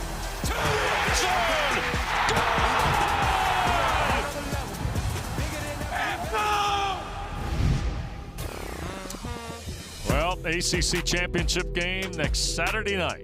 Uptown Charlotte, Bank of America Stadium, of course, the host. And if you're just dialing in and you want to update on the scenarios, if Virginia and SMU win, that's who'll be playing. The rest of it has to be determined. That's Claiborne for a yard to the 10 to start the drive. Here's a look at the top 6. Miami, a winner today at Pitt, convincingly, to finish at 6-2. That's where the Panthers also finished. So does Georgia Tech. Blue Devils can get to 6-2. Now you see why the chaos is incumbent upon Virginia and SMU not winning their games tonight. Cavaliers, Steve, trying to beat the Hokies for just the second time in 21 years. Which is an amazing record there. Here's Ashford, and incomplete on the crossing route, looking for Racanelli, who caught his first touchdown pass of the year. I was talking to the legendary voice of the Deacons, Stan Cotton, at half, Steve. How about this note for Jake Dickert and Robbie Zell, the offensive coordinator tonight for Wake? Brinson and Racanelli get their first touchdown catches of the year tonight in the first half. Wow. Talk about the way they've spread the football out this year. That's amazing. From a production standpoint. And we mentioned it with Mensah, his first rushing score of the year coming in the 12th game time. Well, it's 3rd and 9. Someone needs to make a play to help Wake keep this drive going. Low snap fielded by Ashford. To his left. Flag is thrown behind the play. Here's Robbie Ashford up the field. Will not get there. Murcott, the linebacker, didn't give up. And I think we got a hold on Wake Forest. And Siani, I think, was the guilty party. He's looking at the video board to say, now, wait a second. I can look right up here, Mr. Dumas, and see that I did not hold. Number 71, offense. That penalty is declined. 4th down. So there you go. That's exactly what Big Melvin was saying here. Well, what happens right here is, you know, he got a little behind on his set, but all he's doing is driving him at the end. Yeah. But they call that on the offensive lineman a lot when that happens. I don't like that call. I don't think that's the right call. I think he's just driving him into the ground, which is totally legal. So here is the punt from Cal Joseph, another Aussie. Brown and Barkate, double safety again at return. That punt is a wobbly kick that's closer to the medical tent than the field of play. That's going to give Duke plus field territory off the Cal Joseph punt. So for the record, it was Siani and Adazio. Neither thought that was a penalty back after that. Well, Darian Mensah arrived here from Tulane, and of course a year ago for John Summerall in the Wave, you see the 22 touchdowns and 2,700 yards. Yeah, we rank portal guys. He was the number 3 quarterback. And this season, through week 13, Steve, he led the ACC in passing yardage at 31.82, led him in touchdowns with 26, and he was 4th in completion percentage and 2nd in efficiency. I'd say he is on the list. I don't know if he'll be the first-team All-ACC quarterback. I think that's a Haynes King, Darian Mensah, type discussion for the voters between now and tomorrow night at 5 o'clock when the ballots are due. Yeah, I mean, I think you got the right 2 guys there, and he certainly has had a elite year here for Duke and just made an incredible impact. Blue Devils in plus field territory after only a 25-yard punt by Joseph. So here's Mensah and a chance to take advantage. He'll slip it to Shepard, and he got 5 almost to the 30. Dana? Well, speaking about Darian Mensah, what I think is equally as important as his play on the field is the fact that he arrived in this Duke locker room as the star free agent, so to speak, with a really lucrative NIL deal, and he is a seamless fit into this culture. His number 1 responsibility and priority when I spoke with him earlier in the season was to get to know his teammates, and he is beloved by them. And he throws a touchdown on cue to Higgins. Look at that. 30 yards to Samir Hagans. And now he's the all-time leader in single-season touchdown passes at Duke with 27. Just an absolute beautiful throw here. He just throws this right on a line. Perfect pass. Really fantastic. Really had a nice arc and trajectory on the ball. Wow. Right on cue is right, Wes, in his bid to be in the Duke record book. Here's Polino now for the point. And he'll push it through. It's an 11-point Blue Devil lead. Darian Mensa's run for one and now thrown for one. Boy, what a good-looking throw this is. And a great catch on the back end by Philadelphia's Samir Hagans. He had a nice clean pocket. He fouled through, had good touch on the ball, and you're right. Good route by Hagans in terms of getting behind the defender and making a nice catch. Beautifully done. Great call. Nicely done by Jonathan Brewer, the offensive coordinator. So 2 plays, 35 yards in 31 seconds. Mensa and Duke take advantage of the short field, and now Wake Forest finds itself down 11 points. Well, you know, again, penalty has set them back, and they need. So far this game, Wake Forest has responded when they get in these situations. They're going to need now in the second half to make another response here with this drive. It would start with a great return. Searcy is deep. Barnes is off the field here. And the kick will not be returned, and the Deacons will scrimmage out from their 25-yard line. Don't forget, tonight, when we're done here at Wallace Wade, we'll ship you right over to Raleigh. ACC Primetime presented by ServPro. State Carolina tonight from Carter Finley Stadium. Full house, set to watch the Heels in the pack. And you cap the night with ACC Huddle final score. Kelsey Riggs Cup with Bryce Love, Coach Rick, and Tom Luganbill. Breakdown of all the action. BC at Syracuse, the only other game. Florida State, Florida also underway at this hour. In games involving the ACC. Here's the give on first down. Claiborne will push it ahead. Francois got him after a yard.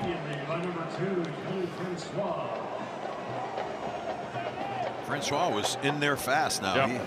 He came on a little stunt, and man, that was quick. And Jaden Francois transferred in from Utah State. He's one of those guys originally recruited by Manny Diaz when he was in Miami. Ashford bailed out with a quick throw to Claiborne there for a yard. Boy, Duke is really turning up the pressure here, Steve, around Robbie Ashford. They sure are. I mean, they're in another 3rd and long. This is, it's not been good for Wake in terms of staying up with the chains. Yep. They're going to the sideline for a call from the sideline on this critical 3rd down. 3rd and almost 9. Ashford. That's Racanelli, and another first down. Sawyer Racanelli has come up big. Caleb Weaver, the tackle at the 46.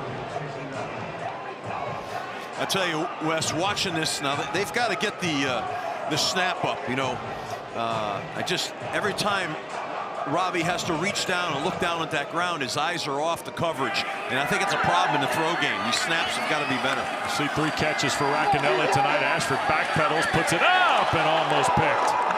He was trying to go Racanelli's way again, and Kamari Robinson made a diving try of it in the Duke bench.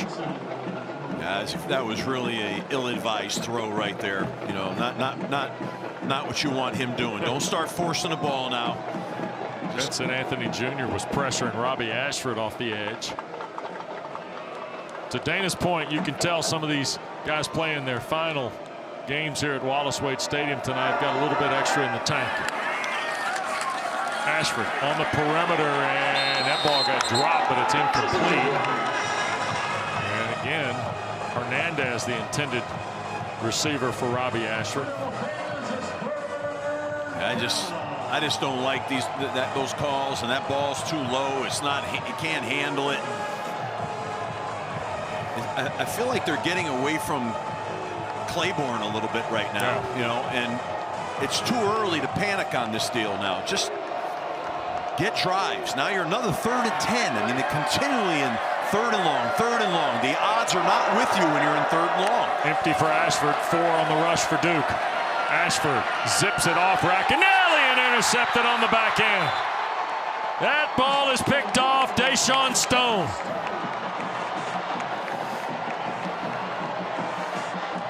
That was a poor throw. And that's what starts to happen sometime when you get in these 3rd and long situations. You're forcing passes, you know, and that one got away from him, and he's got plenty of time here. He just a little too hot, tipped off the hands and ricocheted to Stone. Second turnover of the night by Wake Forest. And this one with 8:06 to go in the 3rd on the interception by Stone.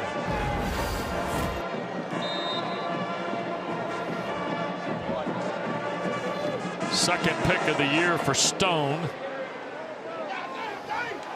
And now off the 34 for Mensah. Darian Castle a catch at the 35 and knocked back. Quincy Bryant. First time I believe we've called Quincy Bryant's name tonight. Parkview High School, Lilburn, Georgia. Playing in his 50th game as a Deacon tonight. I'll tell you, on that last play, Justin Pickett got walked right back into Mensah's lap. And that's, you know, he's thrown off his back foot and everything else. That wasn't great. Both of these defensive fronts, Steve, have started to tune it up a little bit. They're big physical guys in there, you know. Yeah. But they got to maintain some pocket presence here. 2nd and 9. Mensah drops again to his right, and the catch is made, stepping out of bounds. That's a first down, I believe, for Quayshawn Brown.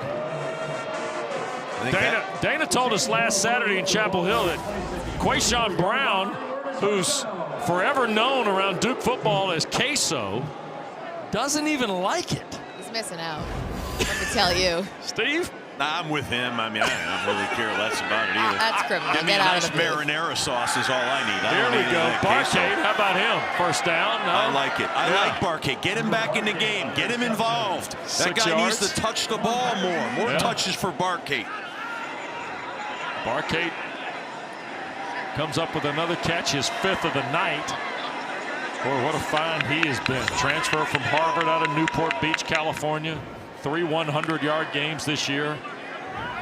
Now, you know, it puts him in a nice, look at his 2nd and manageable here. You could have a nice play action if you want. You could do anything you want to do here. 5 catches, 27 yards for Barcade. Here's Mensah. Wants to wear it deep, and Higgins is there. A lot of contact, and there's 2 flags. Dana Adasio's throwing flags up here. He saw that. Yeah, it's too much contact. Too much contact here. I tell you, the other problem is pass interference, number 20, defense, 15-yard penalty, and automatic first down. Yeah, Webb just grabbed him. Yeah. You know, but the pass rush right now, if you're watching up front, they are knocking them back. I mean, they got to stop this charge. I mean, Wake is getting some pass rush, and it's forcing the ball out a little early. Feels like both schools are affecting the game with their pass rush in their front. They are. Both defensive fronts are playing really, really hard. 6th penalty tonight on Wake Forest.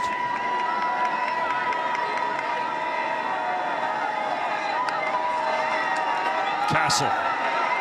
And on first down, he'll dig out to about the 28 of Wake Forest. I mean, you know, Castle comes in and he just does a little hard job for about 7 yards, you know. You got Nate Shepard. I mean, he's catching it out of backfield. He's electric. Then here comes Castle time. The hammer comes in, bam. 7 yards. Again, putting him in a nice 2nd down here. A little play action shot. I thought I'd get it last time. Let's see if we get it this time. It's about time for that. Interesting, they bring Chase Tyler into the ball game. He's at the top of your screen as one of the 2 receivers. 2 tight ends, Hazley and King at the bottom, and they just hand it right to Anderson Castle. And he's got a first down and then a scrum to about the 21. Castle, the hammer man.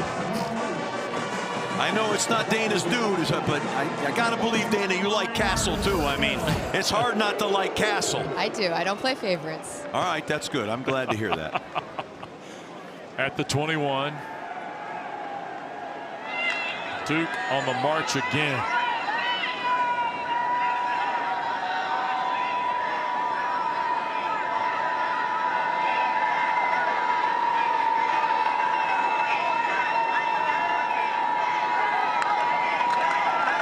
Castle, first down, inside the 15. Blue Devils are 3 for 3 in the red zone with touchdowns. Aiden Hall makes the stop here on Anderson Castle. Castle saying, feed me, man, feed me.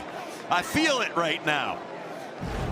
Although it might be time to change the pace up and see a little Dana dude Nate Shepard come in here, because, you know, that speed will change a little bit now. Well, Wake's going to see a change because Barcade and Brown have come back in. Yeah, you got to have Barcade in. Come on. You can throw a little fade to Barcade in the corner of the end zone. And he's going to line up against Prunty. Karan Prunty's a 6'3" corner. Started at Kansas, then went to A&T, and now Wake Forest. Here's Mensah looking to throw. And Darian will throw offline Barcade, and look out, a flag from underneath the goalpost is thrown. Yeah, Braylon Johnson was there in coverage. Johnson was face guarding him the whole way. That's a legitimate penalty. And Nolan Dumas going to sort it out. We'll get another look here. Oh, Barcade and Johnson Pass collided. interference, number 23, defense. Ball be placed at the 2-yard line, an automatic first down.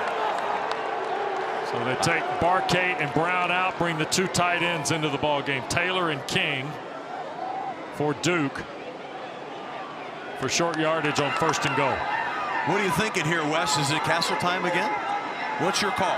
I would say that if I were in your shoes, I would be probably handing to Anderson Castle. All right, well, let's see if we He's already got 1 tonight. Yeah. Had 3 last Saturday in Chapel Hill. Yeah. Well, they've got 2 tight ends in again, so they're in 12 personnel.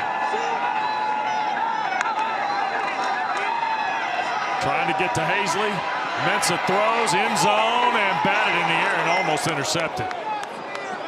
That was Prunty, who was going stride for stride with Samir Hagans.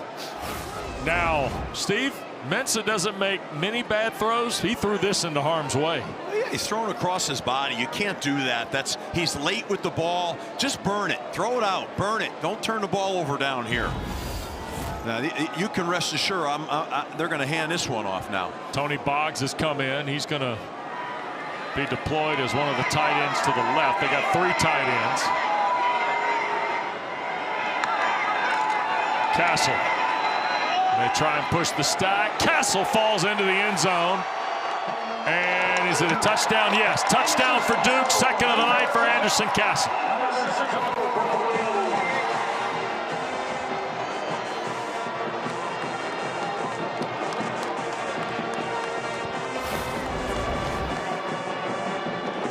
Wow, there's not much there. But Castle is just BYOB, bring your own blocker. Oh my goodness gracious. Willing his way into the end zone. This tandem of Castle and Shepard, it's got to be one of the best in the league, man.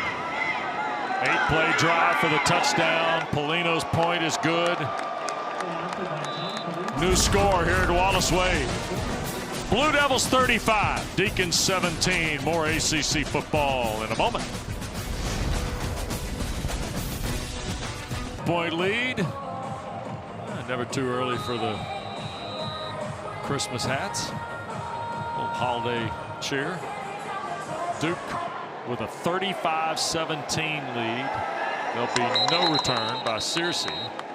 And the Deacons going to go from there 25. Wake's only allowed 16 points in the second half of their last 3 games. They've already allowed 14 here in the second half, Dana. Well, a big part of that is our guy Anderson Castle. I promise I don't play favorites up there, but Anderson Castle's journey has been certainly interesting. The young man, I guess you can't call him young anymore. He's in his 6th year of college football, but he made a decision to leave Boone, a native of Boone, North Carolina, and had come to Duke. He's been a seamless fit into the locker room. And he said, I didn't have any offers out of high school other than to play at Appalachian State for Sean Clark. He said, I owe that man my entire college football career. Yeah, the late Sean Clark, what a heck of a football guy, what a heck of a guy, period. There's a throw. Racanelli has been a weapon tonight for Wake Forest. A streaking catch of the ball to the 42. That's 17 in the first down. Rivers there for Duke. Racanelli, I like it, man. He's a factor in this game. Transfer from Montana, started his college career at Washington. He's from Brush Prairie, Washington. And Claiborne trying to get the corner turned, almost got pulled down as he got to the edge. I think that was Bryce Davis. And yesterday, Jonathan Patke started talking about Bryce Davis in the Duke defensive coordinator, talking about Big 14 as the future. Kind of, this is where this is going. Remember now, Davis is the highest rated football recruit Duke has ever signed. State Player of the Year in North Carolina a season ago at Greensboro Grimsley. Patke said easily the most talented guy, Steve, on that unit. They like him as a pass rusher. He's got some twitch. Here goes Ashford, fakes the throw, now cuts it loose. And first down grab, and falling down, Cameron Johnson. Vanderbilt transfer with the catch. His 8th of the year, his 6th in the last 6 games for Coach Dickert. Ball quickly, Waits moved it to the Duke 42. Deacons got a little steam in their stride here. Yeah, they do.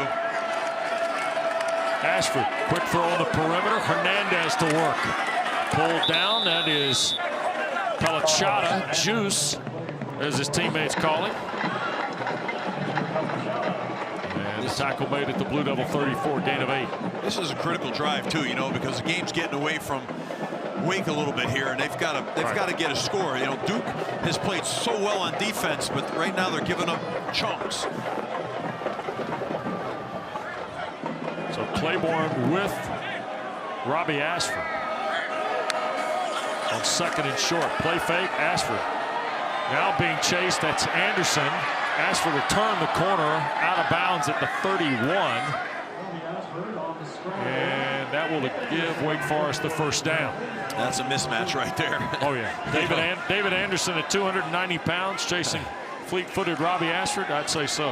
Yeah, that's not what you want to have happen. He's got to stay home and guard against that naked boot right there. Ashford's thrown for 226 tonight. Here's a toss. Claiborne on the boundary. Look at Damon Claiborne fight for yardage. That's a pickup of almost 8. That was a shoelace away from being a touchdown right there. He almost pulled right out of that.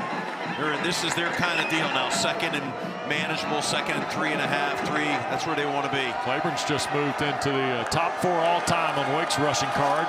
Here's Claiborne trying to find higher ground, and he'll weave inside the 15. Took a big lick from Pelachata. He's a violent runner. He's really good. Claiborne. I mean, he's violent. Yep. When he hits those defensive backs, they're feeling that.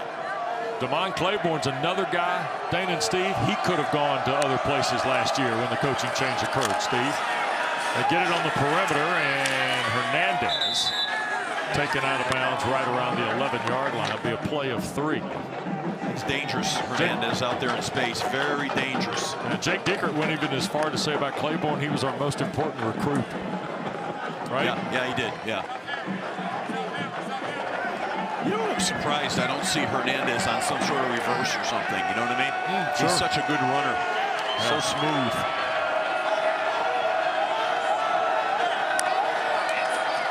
Fake it to Clark. Here's Ashford on the keep.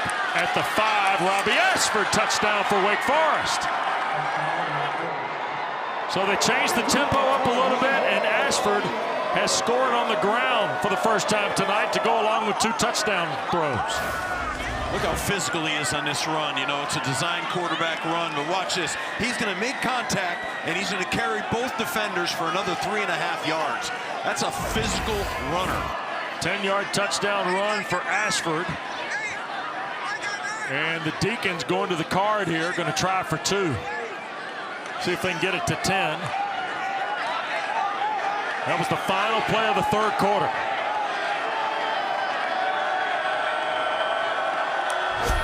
Here's Ashford. Read play, trying to keep his momentum. He does, and pushes into the end zone. Murgatt had a chance. The go for Dos is brought to you by Dos That's the end of the Equis. third quarter. And Robbie Ashford and Wake Forest are to within 10. How about this? Look at this physical run. Really good. Look at him pound the DBs right into the end zone. Wow. Welcome back to Durham. Start of the fourth quarter. Coach, you told me at half your defense needed a reset. Outside of those final seconds, your defense pitched a shutout. How do you want to start the fourth quarter? Well, we had two big stops on defense, gave our offense short fields. We got a little separation on the scoreboard, but they came right back down the field on us. It's going to come down to the end. So offense got to do a great job controlling the ball. Got to keep trying to score. Got to stay aggressive. Thank you. Thank you. And the kick going to be fielded by Hagans around the 5. Samir Hagans, look out! On senior night, Hagans needs a block. Runs into a guy, now reroutes. 30, 25, 20. Samir, can you find? No. He'll be taken down at the 13. Wow. You cannot kick it to number 2. No, why are you kicking it to number 2? I mean, you don't, come on, man. Don't put it in their best player hand back there, return player. I mean, come on, look at this run. He's just weaving, man. Look at him stay keeping his balance, outrunning everybody here. He just probably took it a little too wide, getting a little tired at the end. What a return. 80-yard kick return by Hagans. Trayvon West might have saved the touchdown. 80-yard return. He probably ran 110 yards. Wow. He already had the 100-yard blaze at Clemson, and he almost ran another one back. Nate Shepard's come in. Snap to Mensah. Shepard trying to get started, not much there. Off the Deacon 13-yard line. You need to see when Hagans looks like when he gets it all the way to the top of the gearbox. Here we go. There's not an orange shirt within 20 yards. He's got some speed, no question about that. He's got a different gear. Tell you what, Stephen Dana, we saw that when he got to the 30, he was gone. Not the 30 at the other end either. I can just remember whenever we had good kick returners, we weren't kicking the ball to him. No chance. Come on, man. So here's Mensah now. Play clock winding down to 6. And Shepard the carry. Near side, and did he stay in? Touchdown, Duke. Second rushing score of the night for the Nate train.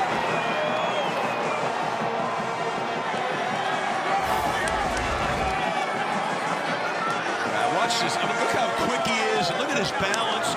Turning the corner at full speed and the wherewithal to stay in. That Dana dude is really on fire tonight, man. He is something. What a running back combination. Yep. Nate's fast and slippery and quick, and then you got Castle with the big biceps, rocking people. That is 9 touchdowns on the ground for Shepard. Polino's been busy tonight. He punches through the point. Duke's got 42. The lead is back to 17, and the train is running the rail tonight in Durham.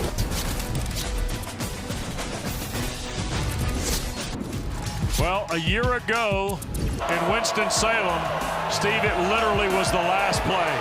Malik Murphy airs it out. Jordan Moore. How about that? 23-17, the final. Look at that, Wake led 17-3 in the third. Duke 21 unanswered. That 39-yard score from Murphy to Jordan Moore. I had a chance to see Jordan and Jaden's dad before the ball game today, and told him, said, I know you got fond memories of a year ago in Winston-Salem. Here is Searcy a yard deep, and he's chopped down at the 16. Well, if it was Jordan Moore last year with the heroics, put Nate Shepard on the list tonight, Coach. Yeah, he's certainly had a night for himself. Running, cutting, shooting, physicality, burst. He's got it all.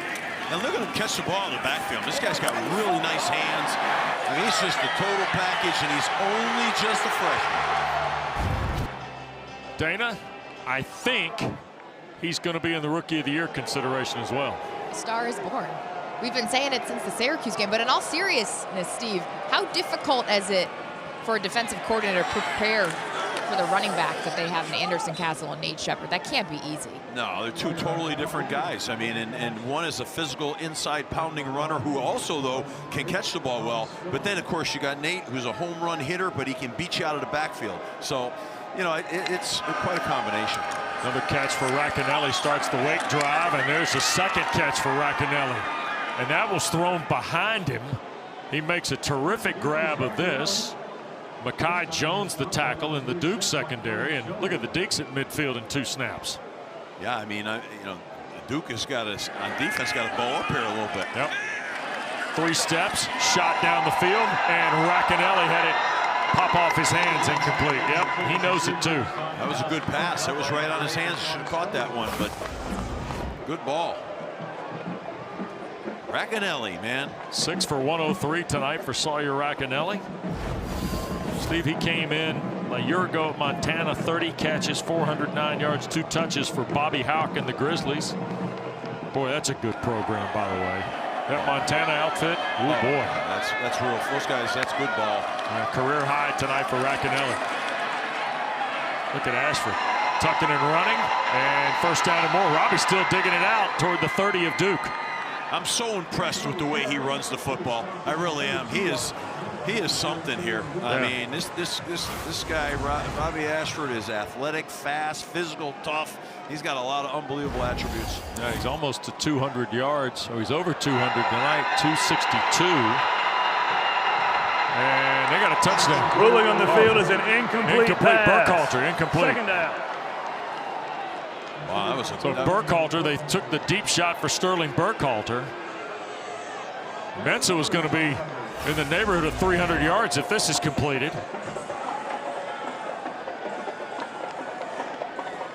Oh, wow. Yeah. He had it about halfway through. Yeah, he just, you know, couldn't clutch it. Would have been a really heck of a catch. Really good throw. I mean, impressive throw. Chandler Rivers right there. So second down and 10, ball at the 32 of the Blue Devils. Mensa, another quick shot. Falai, the tight end. Knocked out by Rivers.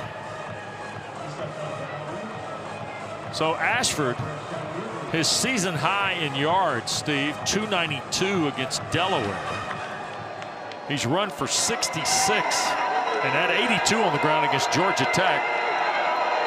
He's run for almost 60 tonight, and he's working on a 300-yard night passing. There's Ty Clark. He got chopped down, I think, right at the first down mark by Rivers.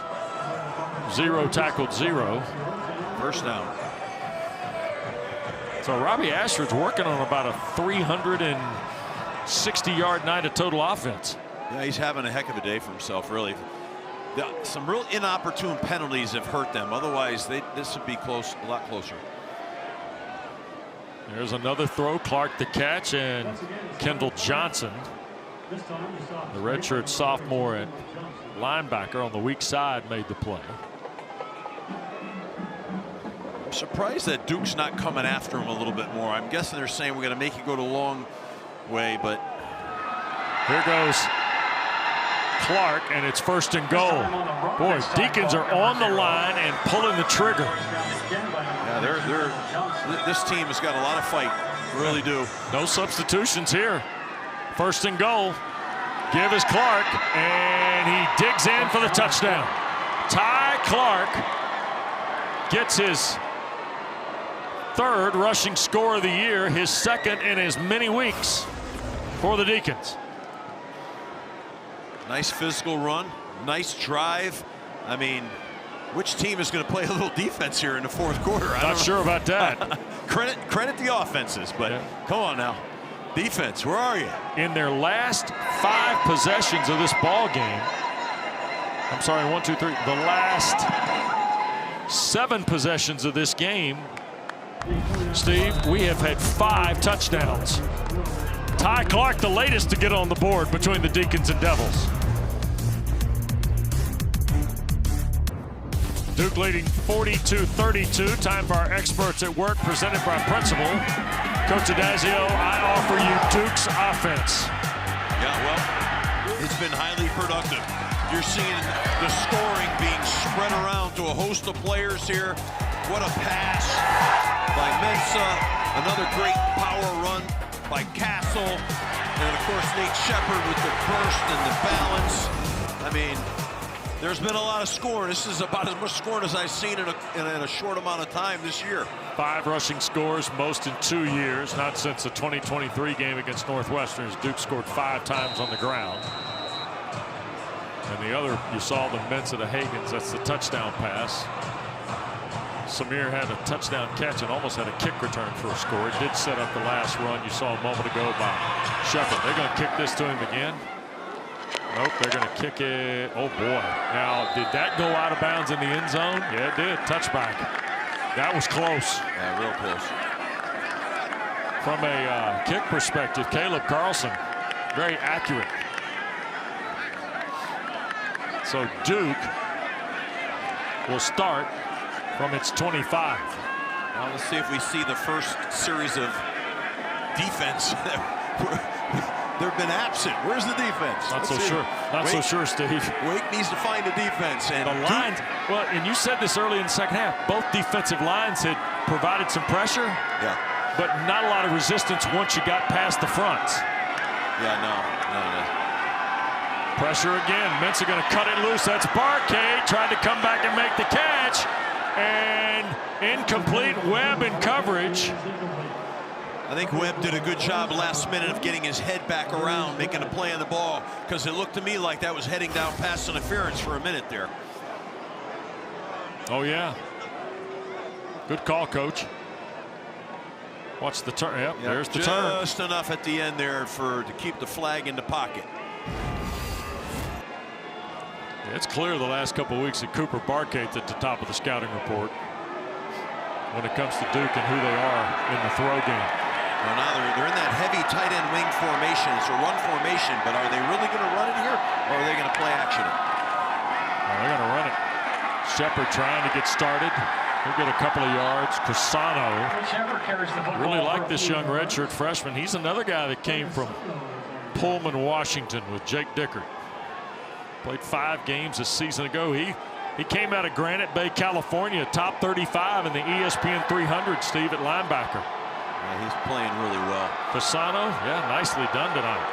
He had 15 tackles in their last 4 coming into tonight. Got a good look to him. Critical third down here, man. 3rd and 8. Lead is 10 for the Blue Devils. Mensah looking Barcade's way and then fired for Brown. Incomplete. I think he might have rushed that a little bit. He felt a blitzer coming there and might have just rushed that throw just a tad. So 3 and out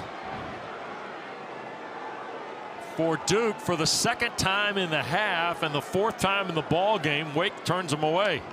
And that's, Manny, when Dana interviewed Manny, he talked about being able to control the ball and bring it down the field and score, and that's not happening right now.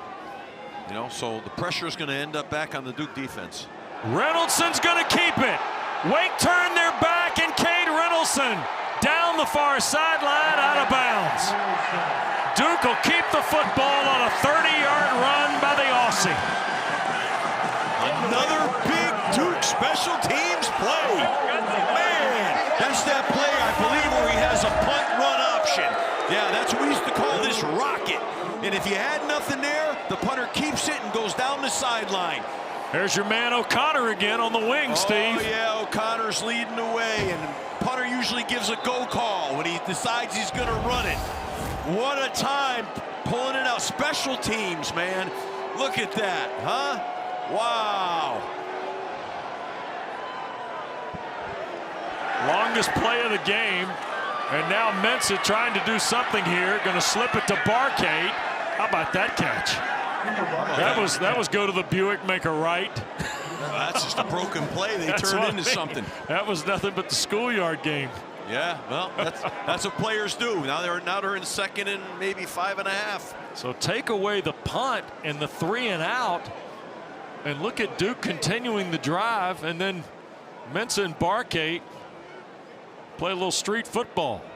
I mean, special teams, man, special teams. Manny Diaz said something yesterday in our meeting about the fake punt, right? Yeah. And lo and behold, there we go, see it again. Here's Shepard. That's close to a first down.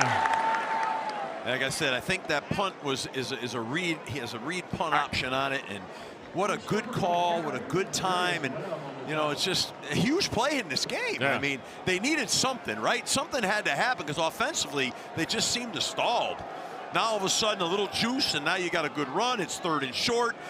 Run it again. Is Castle in the game or is Nate in there? I don't know which one. Castle time. Yeah, they put Castle time in. I'm guessing Castle's going to run, but look at Wake Forest. It's like there's nobody deep. We got everybody on campus lined up defensively. Yeah, they do. You know, you wonder, right? Here's Mensah. That's Castle, and he's taken down. That is a great play by Hardy. Langston Hardy. I just don't want to beat a dead drum here. But what did I say before? Same guy, same situation. You're in the pistol. You can't turn your back and expect anything to hold that guy. He just ran right down the line of scrimmage. You got to account for him with a naked, with a read, or with a blocker. Steve Duke is 7 of 8 on 4th down in the last 2 games. This is 4th down and a full 3. Barkay to the top of the screen. Deacons bring the pressure from Mensah's left. Back foot throw and incomplete. Wake's going to get it on downs with 7:25 to go in the ball game. And the Blue Devils leading by 10. We get a timeout at Wallace Wade Stadium. Felt like Duke had gained a lot of momentum on the fake punt, and now the Deacons force the turnover on downs. Don't forget, following our coverage from Durham, we'll send you to Raleigh. 115th meeting all time between the Pack and the Heels. Dave Dorn is 8-4 as NC State's coach against Carolina. They've won the last 4. If they win tonight, it would tie the longest winning streak for NC State in the series. Bill Belichick gets his first turn tonight at State Carolina. Chris Cotter, Max Brown, Ashley Stroline standing by at Carter Finley tonight. And no surprise, a full house is expected for State Carolina. There's up the field. Look at this. Hernandez is loose, Coach. I'm just not sure that there wasn't a defensive offsides there. Might have jumped the cadence a little bit. Here is referee Nolan Dumas. Play should stand anyway. Oh yeah. To the Duke 27. 7 defense in the neutral zone at the snap. That penalty is declined. Yep. Result of the play, first down. So in 2 snaps, Wake Forest has moved the ball some 33 yards. I mean, they've gotten a lot of chunks throwing the ball tonight. Yep, sure have. And Robbie Ashford and the Deeks trailing 10 under 7 to go tonight at Wallace Wade. And Racanelli couldn't reel that in. Caleb Weaver was there. What a football name. Racanelli. Sure. I mean, you know, it just rolls off your lips. Racanelli. I love that. Nice. Ashford's over 300 yards, by the way, in the ball game. First time he's been over 300 as a Deacon.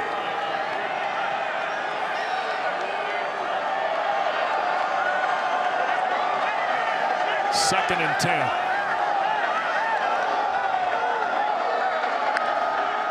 Snap. Robbie looks immediately left. Now dump it to Claiborne. Trying to find a gap in the blocking. Ball popped out. Is this Wake's 3rd turnover of the night? Duke says they've got it. And the ruling is it belongs to the Blue Devils. A fumble Luke recovered by the Mercott, defense. the linebacker. First down, Duke.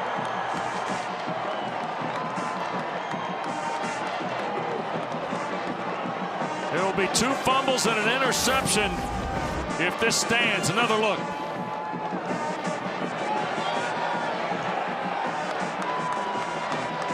I don't know. The field of a fumble is under further review. I don't know if his elbow hit the ground before the ball popped out. Chandler Rivers was there almost simultaneously. For the time being, it is a fumble recovered by Murgatt. And Nolan Dumas hops on the headset with the Operations Center in Uptown Charlotte.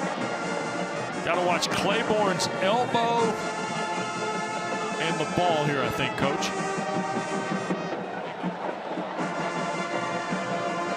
I think it's a fumble. You know, I mean, he's on another player, so he's not down. Right. That's why. Yep.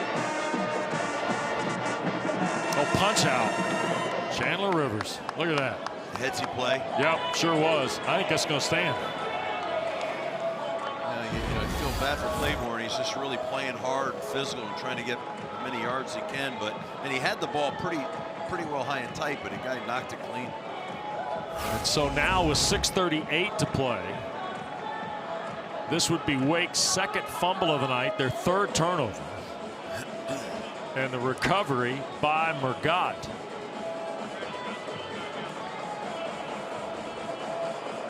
Duke has turned the previous 2 turnovers into touchdowns, by the way. I'm sure Duke works on that every day, too, that punch After out. review, the ruling on the field is upheld. First down, Duke. So the Blue Devils off the 18 take over.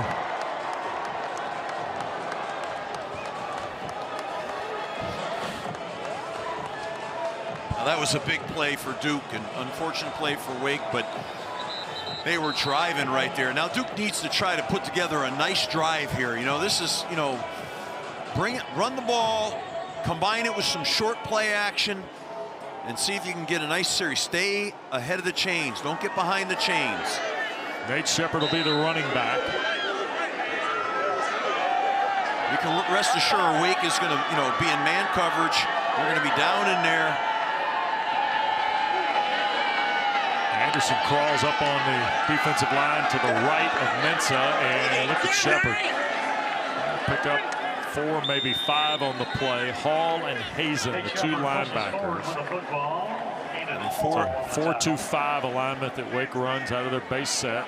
They're on the tackle. They dropped that safety into the box. You know, Wake did. It created an extra half, but that's okay. You got 4.5 yards on the play. That's all you need to do. Yep. Do it again, or if you have a good play action, controlled, short play action pass, that's okay too.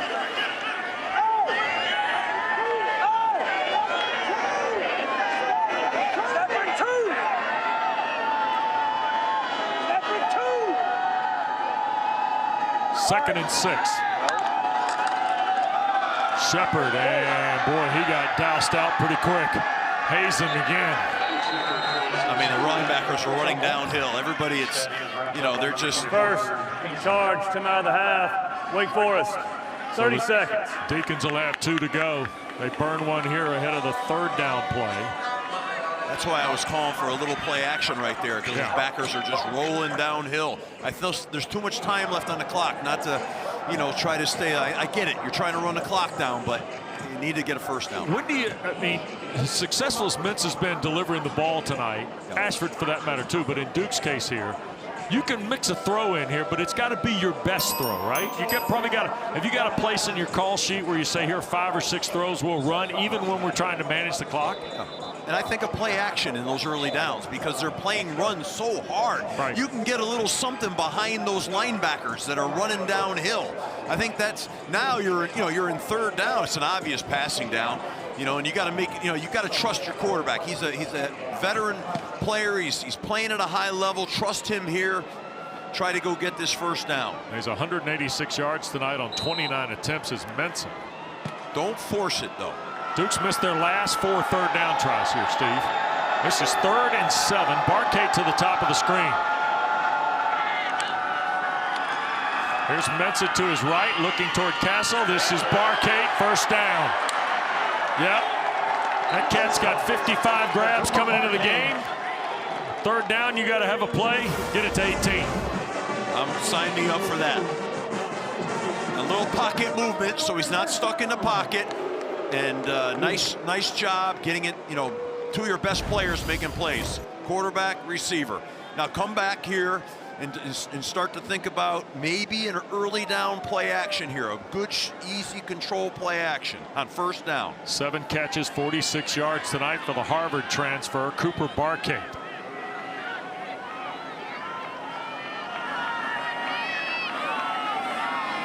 Castle in the backfield. Mensah going to hand it to him. Wake blitzed, and the first guy through was Cusano, and he caused the problem. Rerouted Castle right into the arms charge of from out of the half. Wake Forest.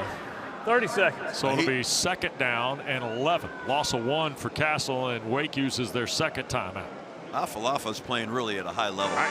Again, we talked about their defense at the top tonight, Steve, and we see there's 74 combined points in the game. So you say, what are you talking about defense for? You can see the pieces that Jake Dickert and Scott Hazelton have built in this unit tonight. Now, granted, some Washington State guys, some portal guys, things like that. But I'm encouraged if I'm a Wake Forest fan. Yeah, they're going to go to a bowl. They might finish with their 4th loss here and finish 4-4. But my goodness, what a statement in year 1 by this staff. Yeah, they're setting a tone here, a program tone. You know, this is a good, hard-playing, physical, tough, well-coached football team. Both these teams. These are 2 good coaching staffs. And that's why one of the most intriguing votes to come out next week is going to be the ACC Coach of the Year. Because really, you got 3 guys. Jake Dickert, we've already told you, most wins of a first-year coach in Wake history. Tony Elliott, there is no better redemption story in college football than what's happening at Charlottesville. And, of course, the job Brent Key did for Georgia Tech, even though their last 3 losses came in their final 4 games. 3 great candidates. Tony Elliott, though, he's had a heck of a year. See if he can finish here tonight. Here comes Mensah, slips it out in the flat. The Nate Train tackled, but a 1st down. That's what I like right there, Wes. That's what I'm talking about. You know, a nice play action right there. 1st down. Now come back and run the ball. Come back and run it. You got to mix it in a little bit. What happened? What do they got? I don't know here. Flag of some sort. Is it enough for the 1st down, though, is the question. Duke's taking Justin Pickett off the field at the right guard spot. And the Blue Devils making a substitution there. The result of the play was a 1st down. After the play was over, unsportsmanlike conduct, number 77, offense. That's his 1st of the game. 15-yard penalty from the end of the play. It'll be 1st down and 10. Justin Pickett announced before the game, this is his 33rd start tonight. And maybe somebody said something, and all of a sudden, next thing you know, it's time to play the feud. Oh, come on, man. Nothing drives me more crazy than this stuff. Yeah. It's hard to win a college football game. You make a big play, now you go backwards with penalty. Come on, man. I didn't see it, so maybe, who knows, but I'm just saying, it's so hard to win. You can't do foolish things. Under 5 to go now. Castle in the ball game with Mensah. They're going to hand it to Anderson Castle. And he tried to bounce it and could not. And I think Jake Dickert's going to use his last time out with 4:40 to go. And final, charge from out of the half, Wake Forest. 30 seconds. So the Deacons will burn the timeout.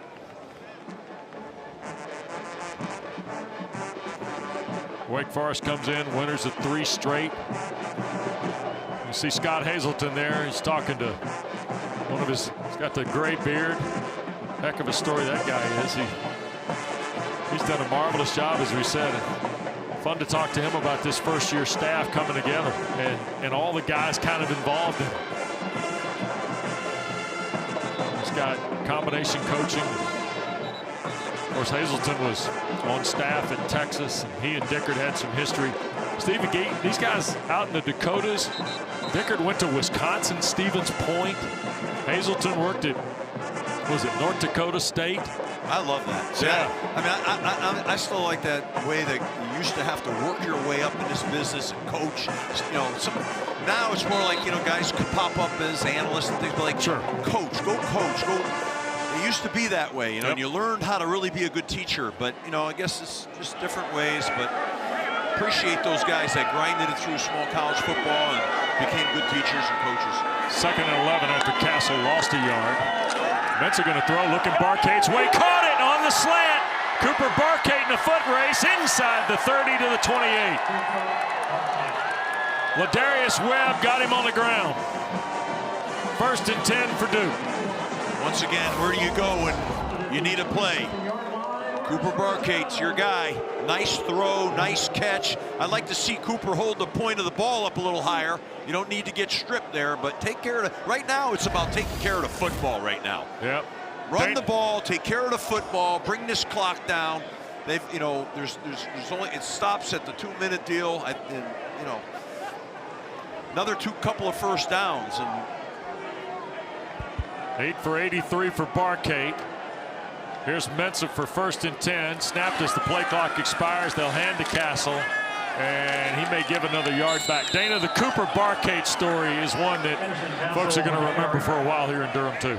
Well, he's a guy who got plenty of Power 4 offers coming out of high school, made the decision to go to Harvard, as one does, and graduate in 3 years. That was his plan all along when he entered Harvard, and then he said, now I'll go play in a Power 4 school in Duke. But the coaching staff, Manny Diaz in particular, said he's been such a seamless fit. He also brings maturity to that wideout room.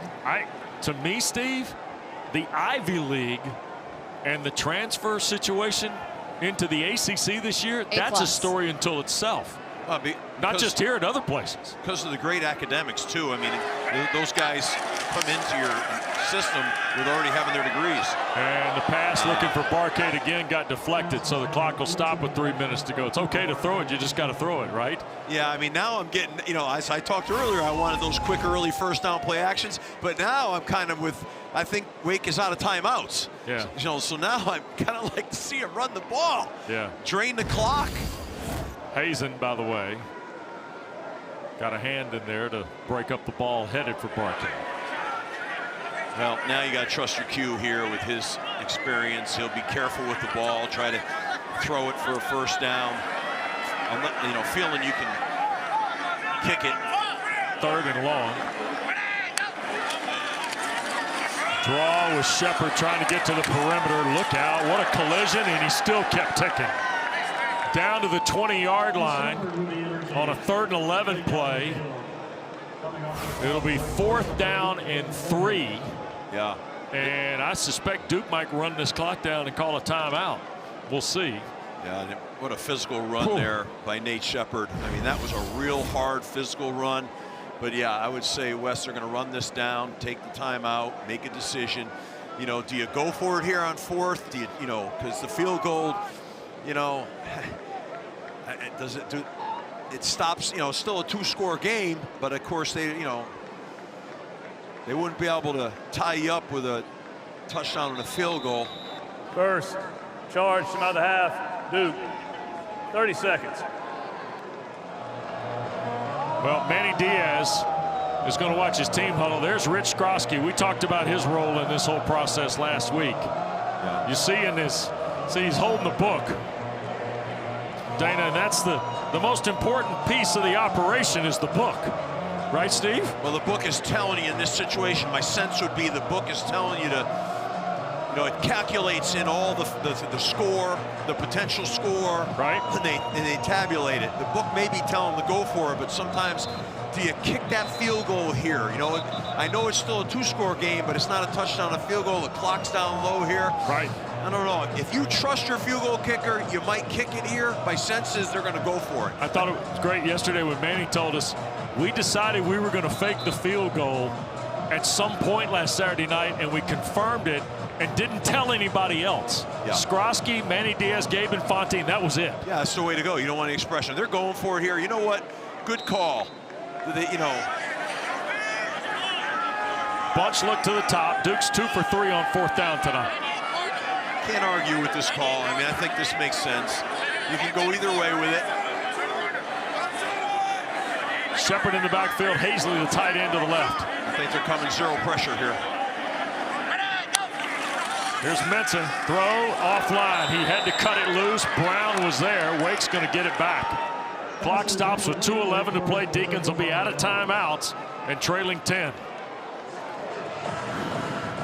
So it's a turnover on downs. 10 plays run by the Blue Devils. And Wake has a crack in the window here. You saw what Wake did there? That was really good defense. They showed pressure. They showed zero, and then they knew they were going to get that throw, that bubble relief throw out there. They sprinted out there. Yeah. That was good defense now. They only ended up, rushing about 5 guys. Yeah, Everybody else went to the perimeter. They were showing zero blitz, and Balin ran to that quick relief throw. So off the 20-yard line, here is Robbie Ashford. One would think the Deacons have to try and strike quickly here with 2:11 to go. And did we get early movement? I think so. By the visitors, I think so. You know, Prior to the snap, false start, number 65, offense, 5-yard penalty, still first down. That is Clinton Richard. All 6'3", 305 of him. Redshirt freshman from Hiram, Georgia. He is the baby in the offensive line because he's around guys who are starting their 23rd, their 27th, or their 37th games tonight. Tonight is his 3rd start. Ashford, sack, ball is out. They'll dive on the loose rock, and as Duke recovered, they have the 4th Wake turnover of the night. Ruling on the field is a fumble, recovered by the defense. First down, Duke. Murgatt has recovered it. Makai Jones knocked it loose from Robbie Ashford. I'll tell you what, I bet Duke does a bunch of knocking the ball out circuits, and it's showing up tonight. They're popping the ball out. 3-man rush. Look at Jones, 26. Heck of a play by the young freshman. Murgatt right around the ball, our guy. Rolling Robbie Ashford. One of those nights. Yeah. Turnovers, penalties have really plagued Wake tonight, right? Yep. Not their valiant effort, not their toughness, their passion. They're playing hard, but those penalties and turnovers been a problem. Second fumble recovery of the night from Murgatt. 4 takeaways for Duke. Here's Nate Shepard now off the 11, and that'll take us to the 2-minute timeout. Goodness gracious. This is the 2-minute timeout. Blue Devils trying to get to a 7-5 campaign when we come back to Wallace Way. Duke leads 42-32. You see, boy, we've had a lot of offense, a lot of points tonight. Unfortunately for Wake, most of those penalty yards were early. And the turnovers tonight. Boy, Robbie Ashford's going to be a tough day watching the film. Yeah. Good news for Robbie Ashford and Wake is this is not it. This is not the end of the campaign, Steve. They'll get a postseason date, as will the Blue Devils, who are in line to pick up their 7th win of the year. And they're going to win back-to-back state titles, if you will, in the ACC for the first time since 1961-62. And play is whistled down on first down. And the clock will start to move, and they won't have to snap it again until about the 105 or 107 mark. Yeah, that kind of run right there takes a little bit of time off for them. You know, they're probably going to be short here in terms of running the clock out. They can get a first down, you know, but run it again. Run it again. And both these teams will wait on a week from tomorrow or so to see where their postseason destinations might be. I tell you what I would do right now. I'd get in a pistol, act like I'm running a stretch play to the right, and have the quarterback keep it. Just have him keep it to the left. There goes Anderson Castle right side. Boy, took a big hit. Patterson came downhill. And that creates 4th down, and the clock's going to run to about 20 seconds or so. Well, we got a moment here. Always great to be with Steve Adazio and Dana Boyle on our ACC coverage. Thanks as well to Ben Ward and Drew Schaube. Been with us most of the years, our producer director. And it's great tonight to work with Aaron Owens and the legendary Michael Ireland tonight as our leaders of our crew here in Durham. Thanks to Chad Lampman and the people here at Duke for their assistance tonight. Eric Fiddleman's been our spotter. The great Richard Simmons handling stats. Always appreciate you guys taking care of us. And we got a Duke timeout with 26 seconds left. Second charge from out of the half. Duke, 30 seconds. Had a fun year kind of going through this league and watching it unfold. And depending on the outcomes tonight, Steve, in Charlottesville and in Berkeley, it's going to be awfully interesting to see what Miami's win at Pitt does on Tuesday night. That's right. To the standings. Yep, no doubt about it. Because the committee talked about one thing the last couple of weeks. Miami moved up a slot last week. No, Notre Dame plays tonight. Stanford late. 10:30 start. Irish fans very excited about a 10:30 Eastern time start tonight, if you don't know. Very excited about ACC After Dark tonight from Palo Alto. Oh, yeah. But I think Miami's spot on Tuesday night and then the champion of the ACC that gets the bid anyway, fascinating. Yeah, no question. How they go over all that information. Mensah, end zone, Hazley, touchdown, Duke.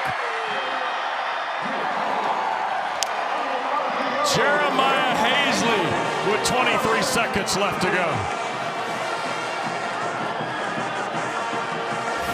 Hazley, he's the go-to guy too now. That's Hazley's everywhere.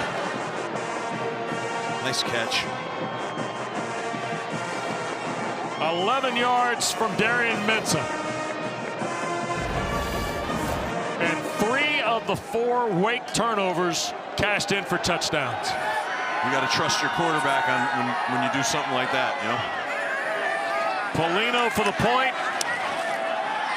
And it's now 49-32.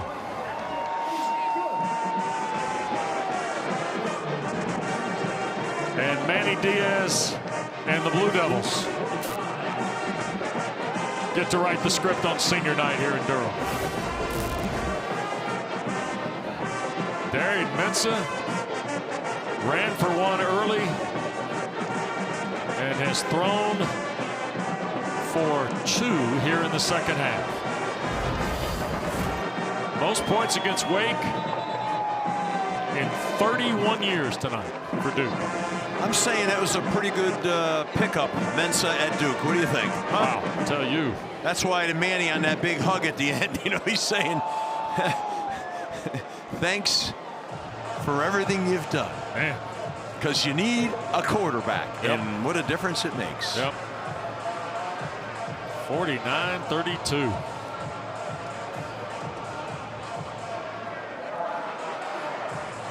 And the Blue Devils are going to finish at 7-5 and 6-2 in the ACC.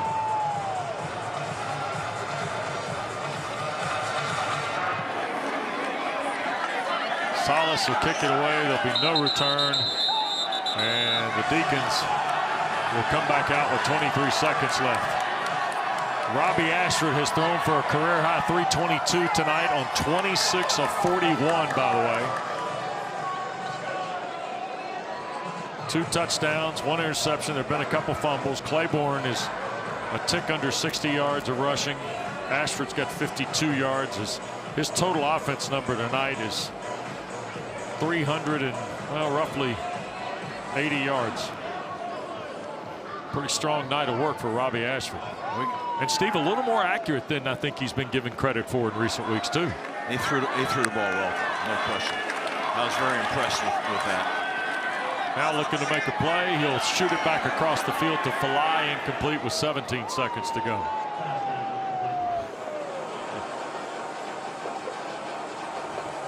And Wake's out of timeouts. So anything in the run game likely would end it.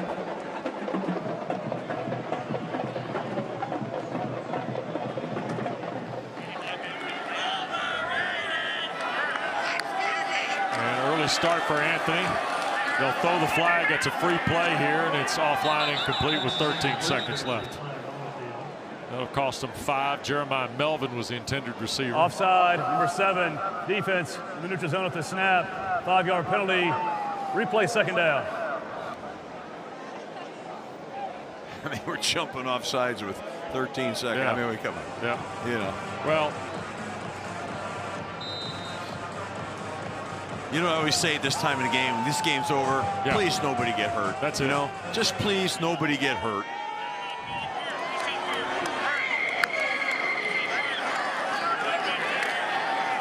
Penalty. Falai, that's incomplete pass, and Vincent Anthony Jr. going to be ticketed here, I think, for a hit. Personal foul, sure roughing is. the passer. Number 7, defense, 15-yard penalty and automatic. First down. And he'll come out of the lineup. Yeah, good man. Get him off the field right now. Tyshawn Reed going to check in. That's what you worry about, like Robbie Ashford getting hurt there. And this is this drives me a little crazy, but well, Duke's going to win this game in the series with Wake Forest, the 4th straight time. 9 of the last 13 in the Duke-Wake game have gone to the Blue Devils. Ashford with 6 seconds left, and that's caught by Racanelli. What a night he's had.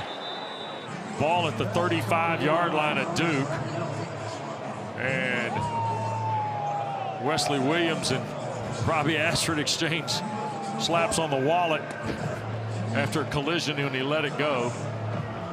Ashford, his career high was 337. He's now got 342 in the ball game. The season high it was earlier, now a career high for Robbie Ashford. great day he's had. He's taking some shots here right now in the waning seconds that are just not necessary. And this will be the final play of the game. And he'll be sacked, and that's Tyshawn Reed. Gets Ashford on the ground, and Duke is a 49-32 winner tonight against Wake Forest. The Blue Devils will finish the regular season at 7-5 and a 6-2 worksheet in the ACC. Wake Forest finishes at level par in conference play, 4-4 and 8-4. And the terrific first year authored by their coach Jake Dicker. Let's go downstairs. Dana's with Manny Diaz. Manny, with the win tonight, you are 3-0 in this North Carolina for the second straight season. What does this moment feel like for you? That's big. I'm really proud of the team. It's not perfect. You don't have to be perfect, but boy, you have to persevere. And our guys have through a lot of ups and downs this year. I'm so proud of them, proud of our seniors. 20 ACC wins over the last 4 years. A lot of things that these guys have done to this program, leaving it in much better shape than they found it. Speaking of the seniors, what do they mean to this program and this institution? Well, like I said, what they've done from where they were, where the program was, their hard work, staying when I came. They had every reason to go somewhere else, and they didn't. So I'm just so proud of them. They deserved a night like tonight and to walk off this field as winners. How do you describe the play of your quarterback, Darian Mensah, tonight? He had to be great. They're really, really good on defense, and to score 49 was, I don't think we ever believed that could be a possibility, and they challenged everything. They made everything really tough, and to make the plays that shows the trust we have in them. Victor last week, and you State, congratulations. Go celebrate. Thank you. Can't wait. All right. Thanks to Manny Diaz. Congratulations to the Duke Blue Devils. 49-32 the final.